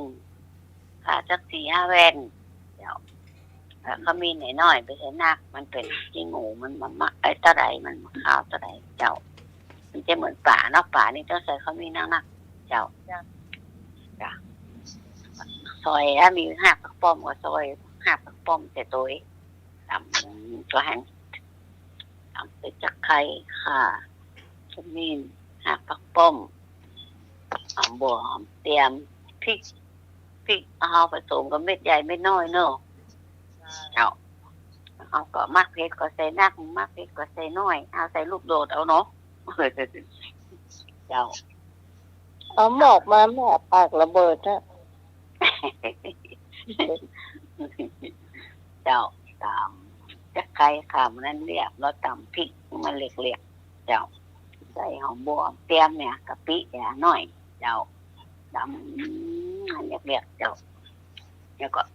ว่าเสร็จแล้วก็ตำเรียกแล้วก็ละบ้านก่อนซอยกระหล่ำฝอยไม่ต้องฝอยน้ำไฟน้องไม้ไปดีเนี่ยไปลวกน้ำร้อนเนาะน้ำเดือดไปลวกกันเอาขึ้นไว้เจ้าเสร็จก็มังไว้เจ้าวางไว้เนาะอันนี้คือตำน้ำพริกแล้วก็เอาหมูเนี่ยนะเอาใส่กระมังแล้วก็เอาควักเอาน้ำพริกนะน้ำพริกกระโคกมาควักมาใส่ที่หมูแล้วก็เอาน้ำล้างคุกมาใส่ตัวให้หน่อยน้ำล้างเอาพริกในโคกที่มันค้างอยู่เนาะมาใส่ตัวที่หมูน่ะมันมีไข่ใส่ไข่จักหมูกิโลนี่ใส่ไข่3 แผ่นก็ถ้าจะพอ เป็นนักแล้วไปกันจะใครสักสารแก่นเจ้าแล้วก็ซอยผักป้อมต้นหอมซอยใบมะกรูดไว้เจ้าอันนี้ก็มาขยำคลุกเข้าหมูกับน้ำพริกนะมันเข้ากันเป็นไข่นะแตกรวมกันใส่แน่หน่อยเนาะผงชูรสหน่อยนะก็รสดีหน่อยเจ้าเพื่อนน้องผงนี่ก็ผงนัวเจ้าใส่ตัวหน่อยเจ้าก็กลมันเข้ากันอันนี้ก็เอาใบมะกรูดที่เอาซอยน่ะก็สูนตัวกันนะฮะต้นหอมป้อมก็สูนแล้วก็คนจ้ะหอมละเรียบร้อยเรียบร้อยละอันนี้ก็ละบ้านแล้วจีกตองมกบางเนาะฝ่ามือนี่ก็ได้ละสักคืบสักเตี้ยมสักคืบนี่แบ่งบางมาสักคืบนี่ก็ได้เจ้าแล้วก็ตัดหัวตะไคร้ครับเนาะตัดหัวตะไคร้มันแหลมหน่อยทักก็แหลมหน่อยเจ้าแป้งเตียวมันก็กินแป้งก็ได้นะมันจะขายต้องเซเตียวมันนะห่อไปได้เนี่ยสองเจ็ดเรียบร้อยหน้าไปหลังส่วนถึงอันน้อยอันใหญ่มันมี2 เบิงเนาะ2แค่2 ชั้นเจ้าแล้วก็ตัด7เรียบร้อยละเตรียมง่ายเรียบร้อยหมดนั้นเรียบร้อยหมดละพริกเราก็เด็ดไปหน่อยพริกแก้นิดหน่อยเนาะมันจะลำมันจะหอมจะวางไว้เสร็จถ้วยมันจะเรียบร้อยละเตรียมกระตอกมาห่อเนาะตอนนี้ห่อละแล้วก็ลาดเท้าก็เอานะไม้จิ้มฟันที่เป็นกล่อง4 บาทนะเนาะต้องมาแปลงซื้อนะไม้จิ้มฟันน่ะมันก็รัดง่ายดีเนาะแหลมตัวใหญ่ดีต้องมาซ้อนกันค่ะต่อจานน้อยจานใหญ่สักหัวสักหางกันเนาะเจ้าตัดกระหล่ำใส่ก่อนลำใส่ให้น้อยโกนนะของโกนมันเจ้าแล้วก็ตักกี้หมูที่เราคลุกไว้เรียบร้อยเลยนะตักมาใส่สักห่อเนี่ยก็สักปากนี่ก็ได้แล้วเนาะปากเต็มๆนี่นะเจ้าต้องห่อใหญ่ล้ำวางลงไปเอาพริกเขาใส่ลงไปสัก3-4 หน่วยก็พอแล้วค่ะเนาะแล้วแต่นี่นักก็ใส่นักนี่น้อยก็ใส่น้อยบางคนก็ไม่กินบ้านแม่จะมากินเลยพริกเลยนะเจ้าแล้วก็ห่อจ๊อกตัวกันลักนั่นห่อจนหมดเอาตั้งมา1ไว้แล้วเนาะน้ำมันเดือดละซึ่งแล้วก็เอาวางไว้ห่อแล้วก็วางในซึ่งเต็มซึ่งนั่นละเสร็จเรียบร้อยแล้วก็เอาขึ้นตั้งเลยเนาะตั้งปิดฝาสักกี่นาทีสัก9 นาทีก็ใส่สุกละจาก9 นาทีก็ละจาก1เปิดเดือดด้านๆกัน3 นาทีแล้วบอกกับเปิดพอต่องมันเหลืองละแสดงว่าสุกละปิดไฟเลยปิดไฟก็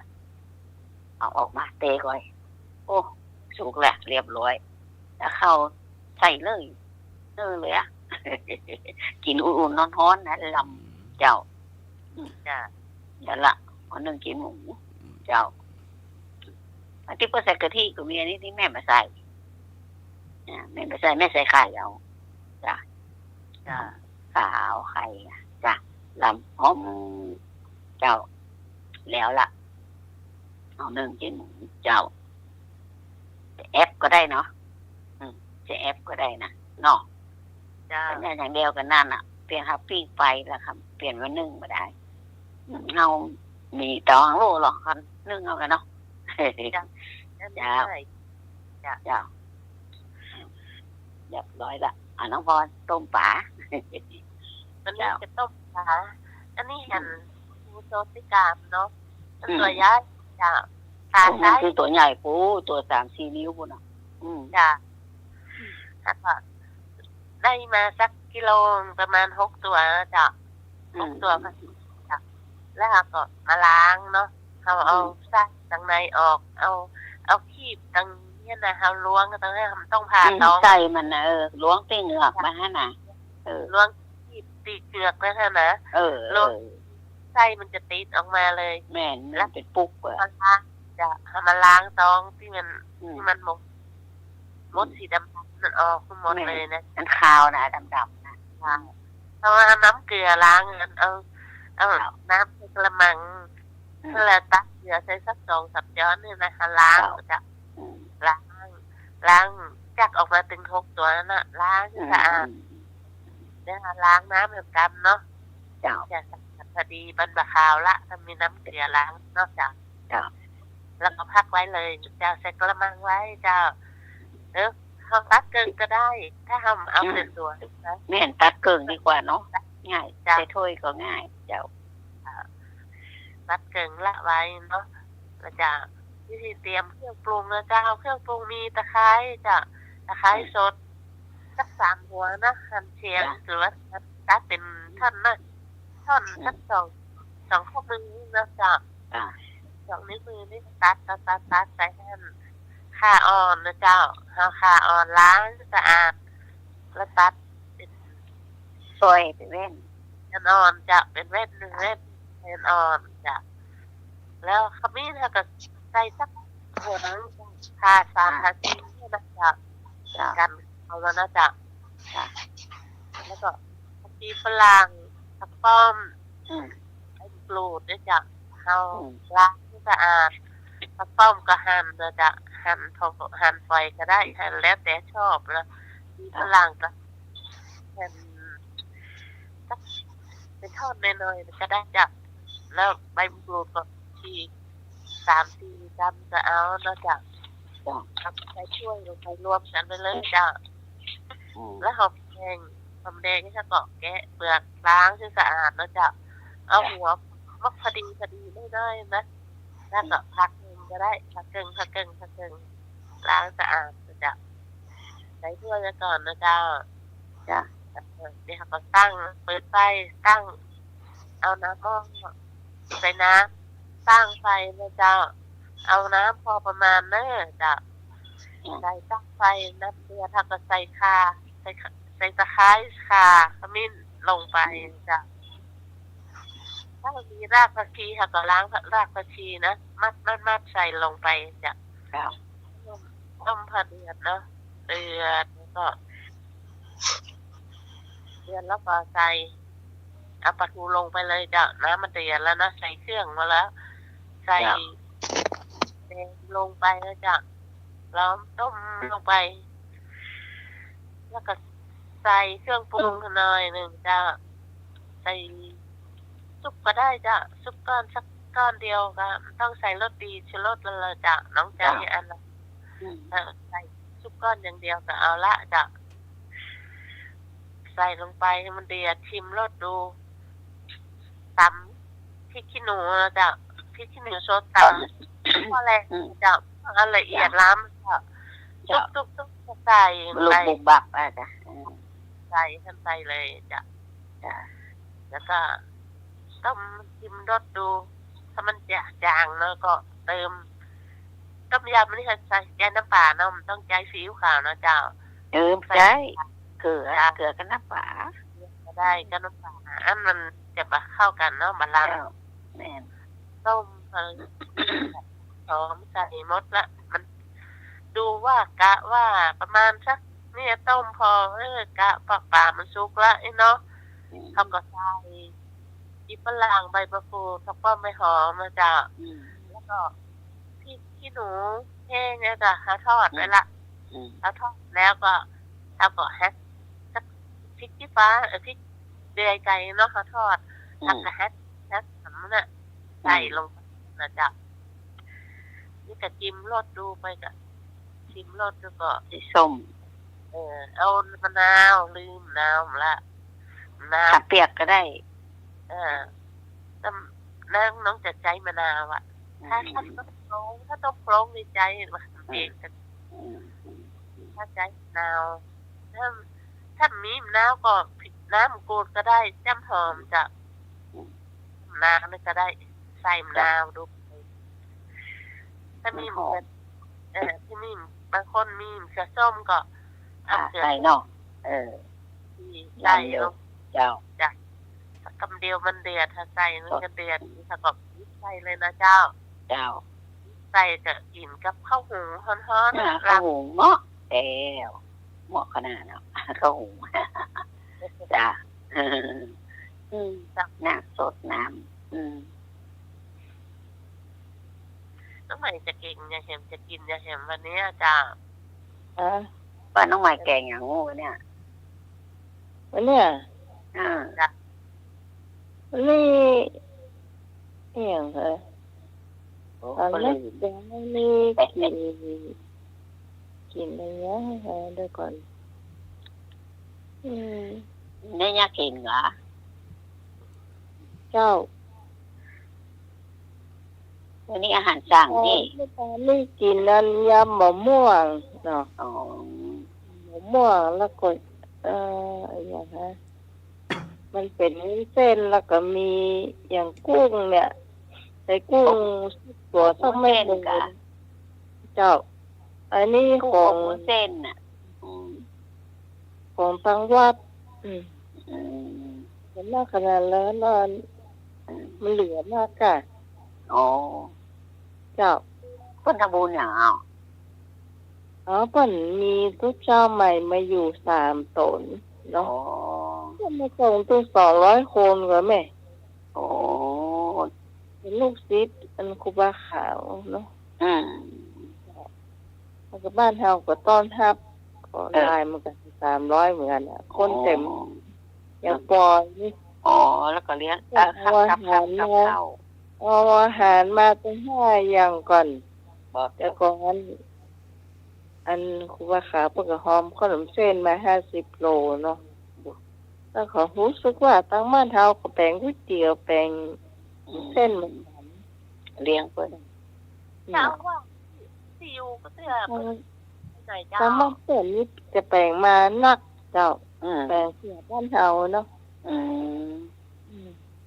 แล้วอันแม่บอกว่าเอาอันไปกินขนมเส้นนี่กะลำนะตั้งบ้านเปิ่นแปลงแล้วแม่กินสาคูขอใส่ลำไยว่ะพี่พรสาคูลำไยอ่ะ เป็นลำขนาดนี้หรอกเราเปิ่นแปลงแล้วมีว่ะจ้ะสาคูลำไยจ้ะมีลำไยจากกันเป็นข้าวเปรียวเป็นลำไยเป็นอันนั้นสาคูเนาะจ้ะมันหอมลำไยแห้งน่ะค่ะแม่นใหญ่แห้งแล้วก็เมื่อไหร่นี่กะแม่เพิ่งก็ไปแต่งงานเนี่ยอย่าแล้วก็น้องก็กินนั่น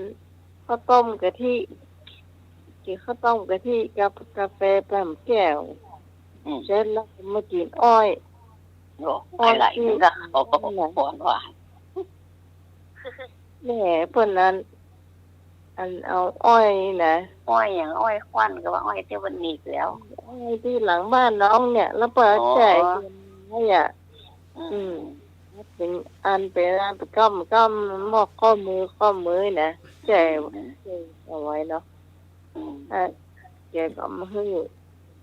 โอ้เอาก่อนมือเริ่มได้กินจ้ะพูดแม่ก็ปฏิเสธตลอดเนาะแม่ก็ว่าจะได้มันเนี่ยว่าน้องบอกเขาได้กินเนี่ยนะของอีมันเป็นเหล้ากว่าเจ็บลิ้นนะแม่กินแล้วเจ็บลิ้นกินขนาดกินแล้วอันรดอาบน้ำไปแปรงฟันนี่นะโอ้โหหวานหวา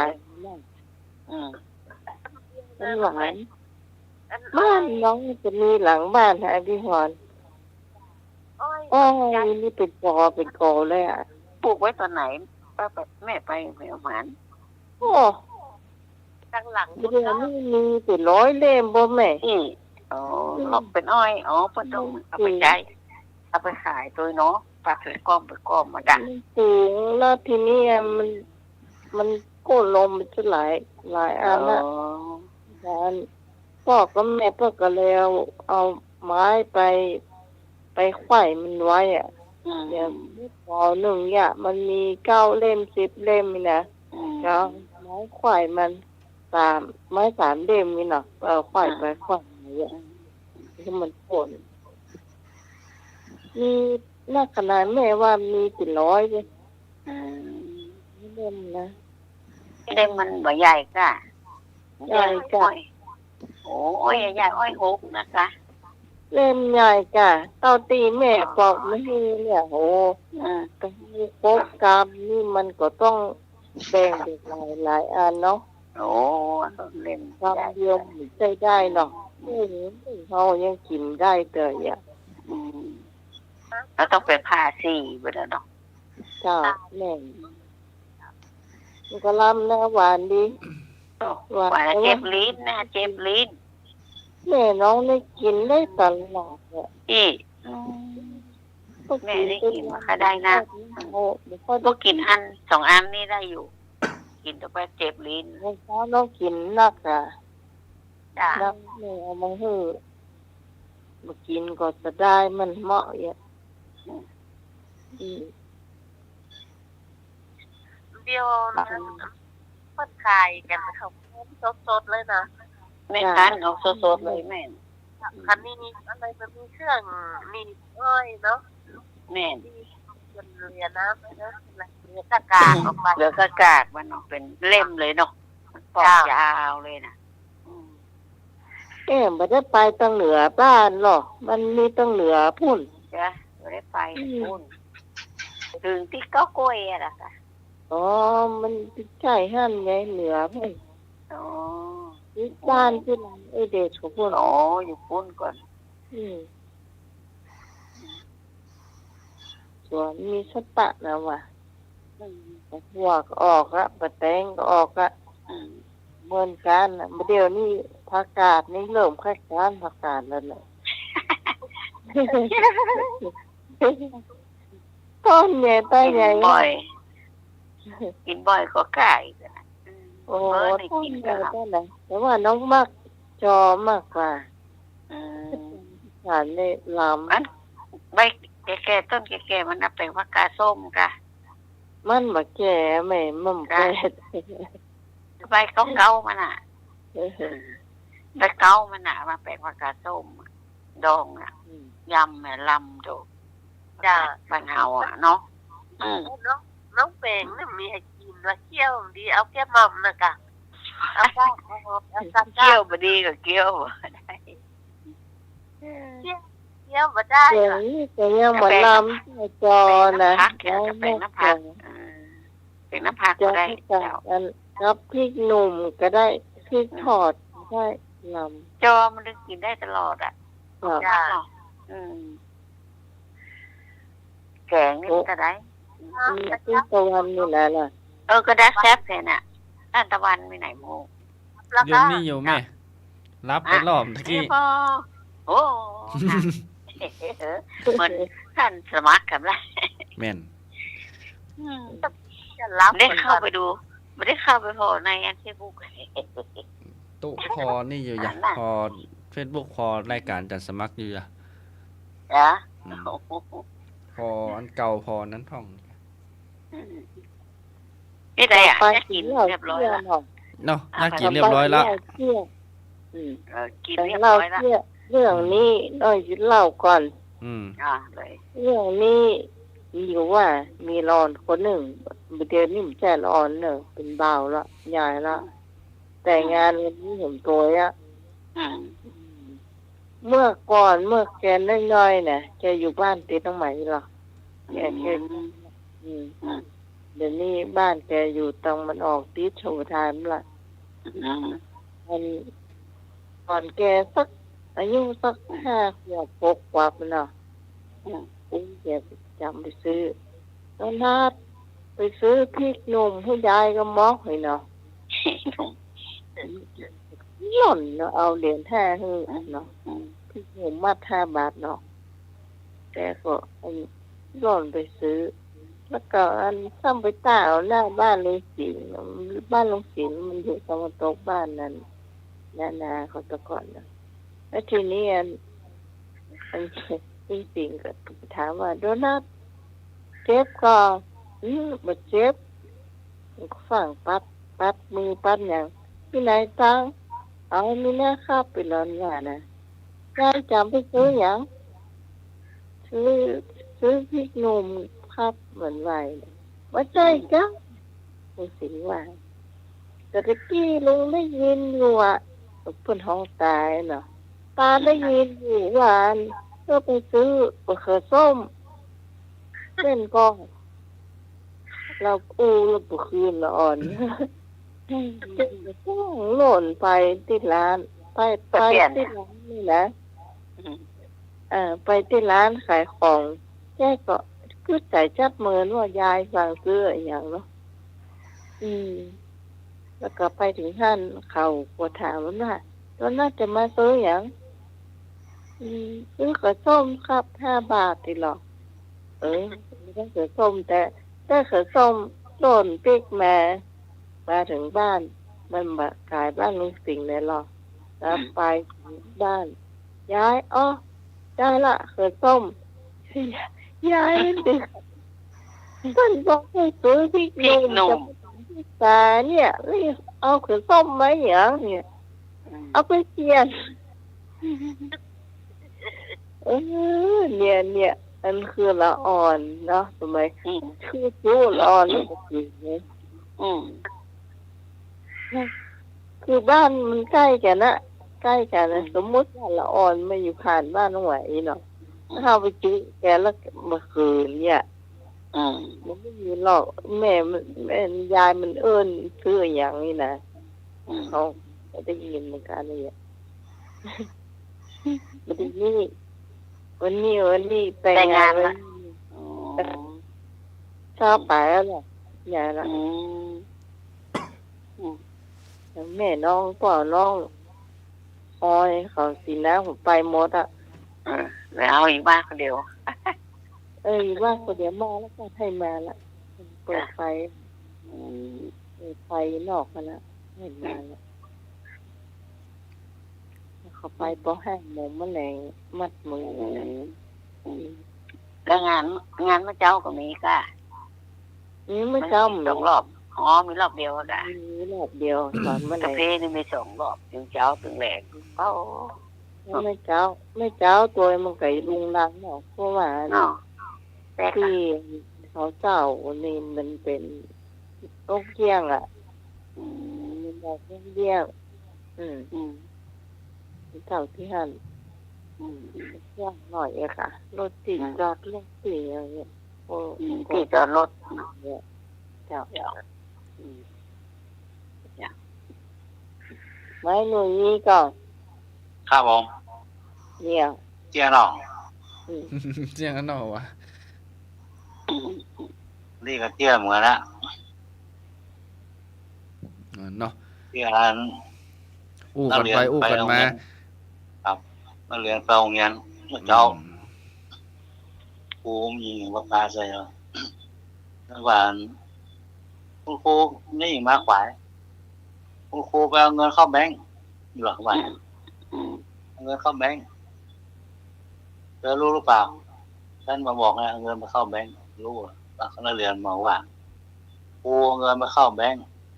แม่ผมเอารถไปเข้าแบงก์เอาบ้านไปเข้าแบงก์ไม่เคยบอกผมสักคำ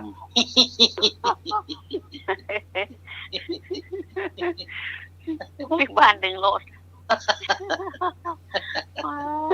แม่ว่าเรียนว่าแม่ผมเนี่ยเอารถไปเข้าแบงก์บ้านก็เข้าแบงก์อะไรไปเข้าแบงก์หมดแม่ไม่เคยบอกผมสักที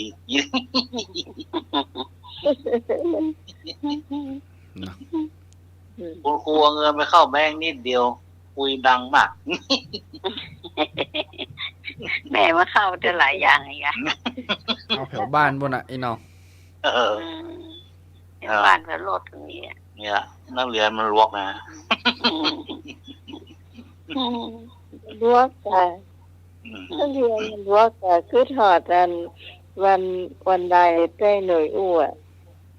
ว่าไปกินข้าวถึงนักเรียน3-4 คนน่ะเธอออกไปก่อนนะไม่มีเงินได้หรอกดีละมันเข้าใจคนละอย่างมันอู้สูดเนาะนี่ว่าซื้อออกเงินไปก่อนมันก็ไม่กล้าเนาะคนกินเงินไม่หันอย่าปันไปพวกเธอช่วยออกให้ครูก่อนนะอย่าแล้วครูไปเข้าห้องน้ำก่อนเลย พี่ออกมานักเรียนบ้าๆแซ่บหมดละ ที่ว่าเอาไปสอนได้แต่ เออ มันใช่ หน้าบอกกันรอกแรกมาป้าออกไปหายแซ่บหมด ก็ไล่เราอ่อนออกก็รู้เนาะ บอกนักเรียนว่าช่วยออกไปก่อนนะเดี๋ยวครูให้ทีหลังผมว่าหรอกเนาะ ที่ช่วยอันกดออก พวกเธอช่วยออกไปก่อนนี่ล่ะอย่า มันเขามึงนักเรียนมันก็เข้าใจว่ามันออกไปก่อนเนี่ยเนาะ พลิกไปก่อนนี่ล่ะออกไปก่อนนี่ล่ะเนาะ มันก็บอกว่าออกเงินออกตังค์แล้วเนาะ ออกมายังก่อ เขาไม่หมดละ เอาละนาสาระเนาะคราวนี้เนาะจบไปละของลุงหนุ่ยเอาละ เอาของแม่สักเรื่องบอ อ่ะแม่เอาเลย เจ้าว่าเรื่องมันว่าจะอันจะฟังไปไหนมันว่าอีหล่ะอันนี้นะว่ามันมีลูกค้าเนาะเข้าไปในร้านว่านี่คุณผมยืนรอเกือบ20 นาทีแล้วนะหรอแล้วพนักงานมันก็ว่า จะรีบร้อนไปทำไมล่ะครับ ผมยืนอยู่ที่นี่มา20 ปีแล้ว ผมยังไม่บ่นสักคำบอก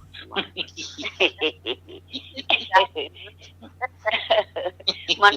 รอ3 นาทีมันจมมันบ่นละและเจ้าของร้านมันว่า ผมยืนอยู่เนี่ยถึง20 ปีแล้วมันยังบ่บ่นสักคำไป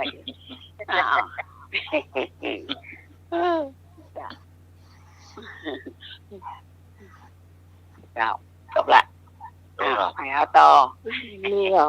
มีเหรอมีความมีก่อน พี่ยากอะเจ้าพี่ยากกับท่านเจ้าคุณนะกะท่านเจ้าคุณใช้เชษเบียร์ไปซื้อพริกหนุ่มเหมือนกันนะเบียร์พริกหนุ่มละไอเบียร์มันกัดท่องไปพริกหนุ่มไปถึงหน้ากาดเต้า เต้า ปุ๊บอย่างน่ะกึดมาออกเซลไปประหารไม่กล้าขายเป้าหนุ่มเป้าหนุ่มไม่กล้าซื้อเป้าหนุ่มหน่อยเอามา3 แกนเอาไปเข้าวัดนะท่านจะคูณว่าเปี้ยหนังที่นุ่ม เป็นเป้าหนุ่ม ต้องไปซื้อมาใหม่นี่เหรอใจเดียวซื้อมาใหม่เปียกับใบพริกนุ่มวันนี้มันเต้าละใบพริกนุ่มที่มาวัดไอ้ตามน้ำพริกนุ่มจำแก่เนอะทีตามน้ำพริกใส่หอมแล้วกินโอ้กินไปแล้วเพชรจะมาหูจะเหลียวไปเหลียวมาจะเอาอย่างแก้ที่ เป้าหนุ่มมากอ่ะ ปั๊บเอาละโบ๊ะปั๊บเตะแก้เพชรไปโอ้ถ้ามีเป้าหนุ่มไปเปียนี่เซ็ตแน่หรอก ก็มีบุญมีคุณเหมือนกันเด้อมีประโยชน์เหมือนกันเด้อเรื่องต่อไปอันนี้นี่เป็นเรื่องเสือสมิงเนี่ยอันนี้ฟังมาจากเมื่อคืนมีตาเสริมเนาะตาเสริมนี่มันอยู่ใกล้ป่าคือที่แบ่งปันเปิ้นให้กินเนี่ยเนาะก็ท้องไหวอะฮะที่ทำกินอ่ะที่แล้วก็มีเห็นครอบครัวหนึ่งก็ชื่ออันเป็นชื่ออย่างฮะเดี๋ยวก่อนยายจานกับลุงมากเนี่ยเนาะ2 คนนี่2 ครอบครัวแล้วเป็นอยู่ใกล้กันแล้วเสริมนี่จะไปล่าสัตว์ทุกคืนมันก็ได้แก่งได้กวางได้กระต่ายมาอย่างกะกระต่ายเนาะเป็นมือปืนที่ว่าเก่งยิงแม่นเนี่ยเนาะแล้วก็มีวันหนึ่งถ้าเสริมนี่จวนลงมากไปล่าสัตว์ด้วยกันแล้วทีนี้ไปได้น้อยเดียวก็ลืมมีดปกติจะต้องมีดไปโดยปืนไปโดยเนาะก็มีเชือกไปโดยเรานั้นนี่ลืมมีดเปิ้นโบราณเปิ้นบอกว่าเวลาออกป่าเนี่ยเข้าป่า เปิ้นว่าเมื่อเขาปิกไว้ปิกมาอย่างสักอย่างนะแม้แต่เหลียวหลังเพิ่นก็มาเฮาเหลียวนะแต่วันนั้นเนี่ยถ้าเสริมลืมเนาะถ้าเมียแกก็ถามว่าอ้าวถ้าเสริมปิกมาอย่างแกบอกว่าปิกมาเอามีดคือมีดนี่เนาะตรงมากแล้วก็อยู่ที่ปุ้นรอแถวเสียไปป่ามันน่ะพอทีนี้ไปถึงที่ป่าเนาะต่างคนก็ต่างอยู่ห้างที่เปิ่นแปลงเอาไว้ตางบนน่ะเนาะที่รอสัตว์ป่าไว้อะที่เปิ่นจะยิงนี่นะ ห้างเนี่ยเนาะ แต่ทีนี้ห้างเขาก็อยู่บนห้างคนละห้างอยู่เนาะเพราะว่าอันการพอสักเด็กเลยก็พอเที่ยงคืนตายเนี่ยมันก็มีคนหนึ่งเข้ามาห้องตาเสริมเนี่ยคือห้องพ่อเข้าใจแม่บ่สบายเข้าใจปีกแล้วแกก็ว่าโอ้แม่เป็นหยังแต่เจ้าหมอก็บานเป็นหยังเลยเนาะแม่บ่สบายขนาดเลยเข้าใจปีกเนาะแล้วการทีนี้หลวงมากมันอยู่ห่างหนึ่งเนาะมันก็พอแล้วนะว่ามาใส่ลูกก็เอิ้นมาบัดตานน่ะลุงเสริมนั่นกระโดดลงไปอ่ะ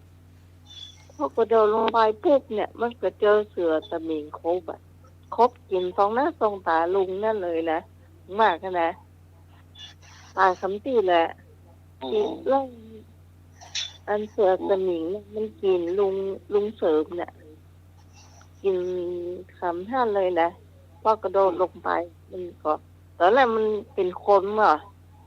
พอมันกระโดดปุ๊บเนี่ยมันกลายเป็นเสือเลยอ่ะ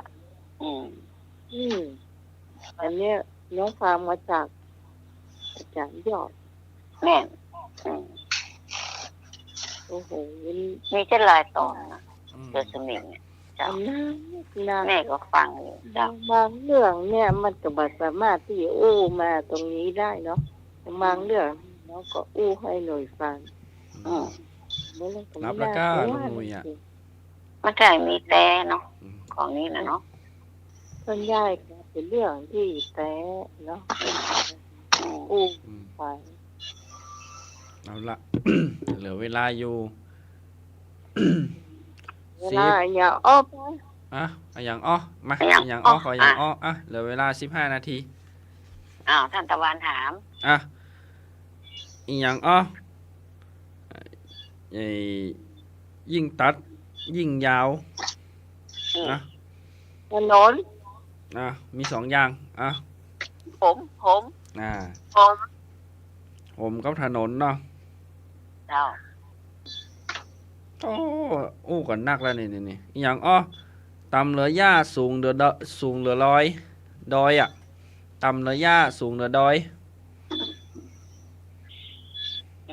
ทำเนื้อย่างสูงกว่าดอย จะ ต้นไม้ต้นตอกต้นหญ้านะกะต้นไม้นะ อีอย่างอ้อตำเหลือหญ้าสูงเหลือดอย ต้นไม้ปัจจัยกะ มาใกล้เตื้อ ขี้ดิน มาใกล้เตื้อ ทำเนื้อย่าง เจ้าว่า ดอยหรือคือขี้ดินเหรอ สูงเหลือดอยอ่ะ มันสูงกว่าดอยแต่มา หรือย่าเนี่ยค่ะ ก็มันต่ำเหลือหญ้า ทำเนื้อย่างแต่หม้อดินนะคะ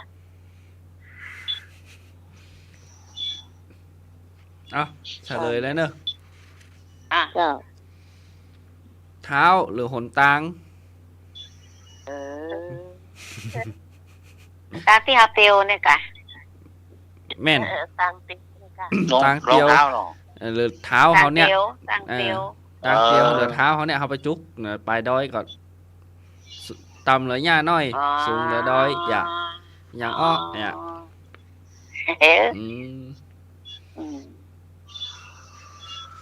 มีก่อนหน้าใหม่มีก่อน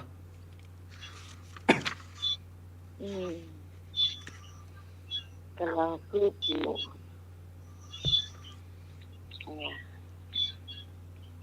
เสียงเขียดมั้ง มาเครียดไม่ใช่เขี ขียดมันฮ้องมันลุงหนุ่ย โอ้ เขียด เสียงเครียดกะออกแอกนี่นะเสียงเครียดกะ นั่นน่ะเขียด เอ เนี่ย อ เจ้า พี่ค่ะบางทีกับแมวบางทีกับตอกเป่า สัปปะสัตว์นะบ้านนงหนุยอ้าวหอมตู้ผมอันเนาะอีหยังอ้อ อ่ะ ดอกอีหยังน่ากลัวที่สุด ก็อย่างน่ากลัว อืม ดอกเบี้ย แม่น อืม แม่นก็ อย่างหัวดอกเบี้ย ดอกเบี้ยโหดอ่ะ ดอกเบี้ยโหดนี่กะ ไปเช้าจ้ะร้อยละเช้า ร้อยละสามโหดร้อยละร้อยอีเนาะ โถอันนั้นร้อยนี่มันมีก้า เกินแล้วไป สวัสดีครับ ครับ นึก อันนึกว่าไหน อีกเมื่อนะครับ เจ้า คนน้ำมันหนาอุปาตึมบค้อนแข่งบอลมาจ้างมันจังจุด อะไรก็ คนน้ำมันหนาอุปาตึมบค้อนแข่งบอลมาจ้างมันจังจุด อืม พันคอ คันขอเนี่ยยังไม่ใจเจ้าแต่คันนี้ถูกกำเดียวถูกกำขัน คันขู่กำเดียวอ่ะ ถูกกั พัน น ป้อง มาใจถูกว่าคันนี้ถูก อืม กันมีอยู่ตั้งหน้าตั้งหลัง คันปาก ถูกหน้า คันปาก คันอยู่ตั้งห คั น้าน ปาก น้องนูถูกคันปาก อ๋อคัน คั ปาน ก ปาก คันปากหรออืม แต่ยังเพื่อนมีสูตรเพื่อนลูก คันยุ่งลงยำอ่ะ ยุ่งเนอะ ครับมันแค่คันปากของแค่เหล่าหวานเพื่อนอะค่ะคันยุ่งยำอ่ะ บอกว่าพันปากไอ้นึกว่าใจนี่ ฮะ ระหว่างกันตายนึกว่าใจ อืม คันปากก็ถูกแล้วครับ อืม ครับ แห่งบ้านมาจ้างมันจ้างคันปาก ครับเมี่ยมก็ ผมมีแล้วครับ ผมมีเรื่องเดียว นี่ ครับ ผมเคยซื้อกินนะแกงบอลเตี้ยวไปเสียถุงละบางเจ้ากระลำบางเจ้ากระถางแต่บักคันเนี่ยก่อนนะบักคันปากไหนเก่า เนาะ เจ้า มันมี ว่ารับแล้ว สูตร นึก เปิ้ล ว่ารับแล้วรับกันเนาะ เดี๋ยวฟังอยู่ครับ อืม ฟังอยู่ เด้อ เดี๋ยวร้องอยู่ห้องเพลงเนอะ เอาไปเต้นคนเดียว รอจับพิษไอ้หน่อยเตอะห้องเพลงตอนเปิดเลย อืม ไปคนละอันเนี่ย นะครับ ตัวไอ้เกิดมาแบบคนซึ่งตึงเนี่ยอ๋อ ลองสลิงไปแฮมเป้าห้า ไม่บางมีไม้ผ่านต้นเนี่ยมันเหมือนกันอีกสอง ผมได้ค่ะก็แฮมสักอันหนึ่งนะคำถาม นะ ไม้ไม้สองต้นนี่เหมือนกันจะเป็นเดี๋ยวไม้เป็นป่ามันมีไม้เป็นป่านั่นนะ อืม มันมีสองต้นที่เหมือนกันจะเหมือนกันนี่สองต้นเนี่ยคืออย่างเป็นป่าเนี่ยจะมีสองต้นที่เหมือนกันที่เหมือนกันนะตาลต้นตาลกู้ใช่เสื้อใช่เสื้อ ต้นเหรอต้นเหรอครับ สองต้นอ่ะ ต้นเหรอครับ มือนกันไม้เป็นป่าจะมีสองอย่างเนี่ยมีสองชื่อเนี่ยเป็นป่าเนี่ย มันในป่ามีสองกุมันมีสองต้นอ่ะ สองต้นเนี่ยต้นสาระสาระ อ๋อที่พระพุทธ เจ้า เจ้า ปรินิพพานอ่ะ ต้นสาระใช่เสื้อยังใช่เสื้อวะเขาจะเลยว่า ประตู ต้นประตู เสื้อ ในป่าไหนอยู่รถกันนะในป่ามี2 ต้นที่เหมือนกันเนี่ย ต้นพระป่าต้นพระป่าต้นกล้วย เชิญเลยเจ้า55แล้วฮะ 15 ละเลยเน่าละมีต้นแห้งต้นดิบอย่างก็ ต้นแห้งกับต้นดิบอ่ะต้นมาตายต้นหนึ่งแล้วก็เป็นต้นหนึ่ง พี่พรผมมีกันเองโอ้โหเตอร์แล้วก่อนก็ต้นตายก็ต้นเป็น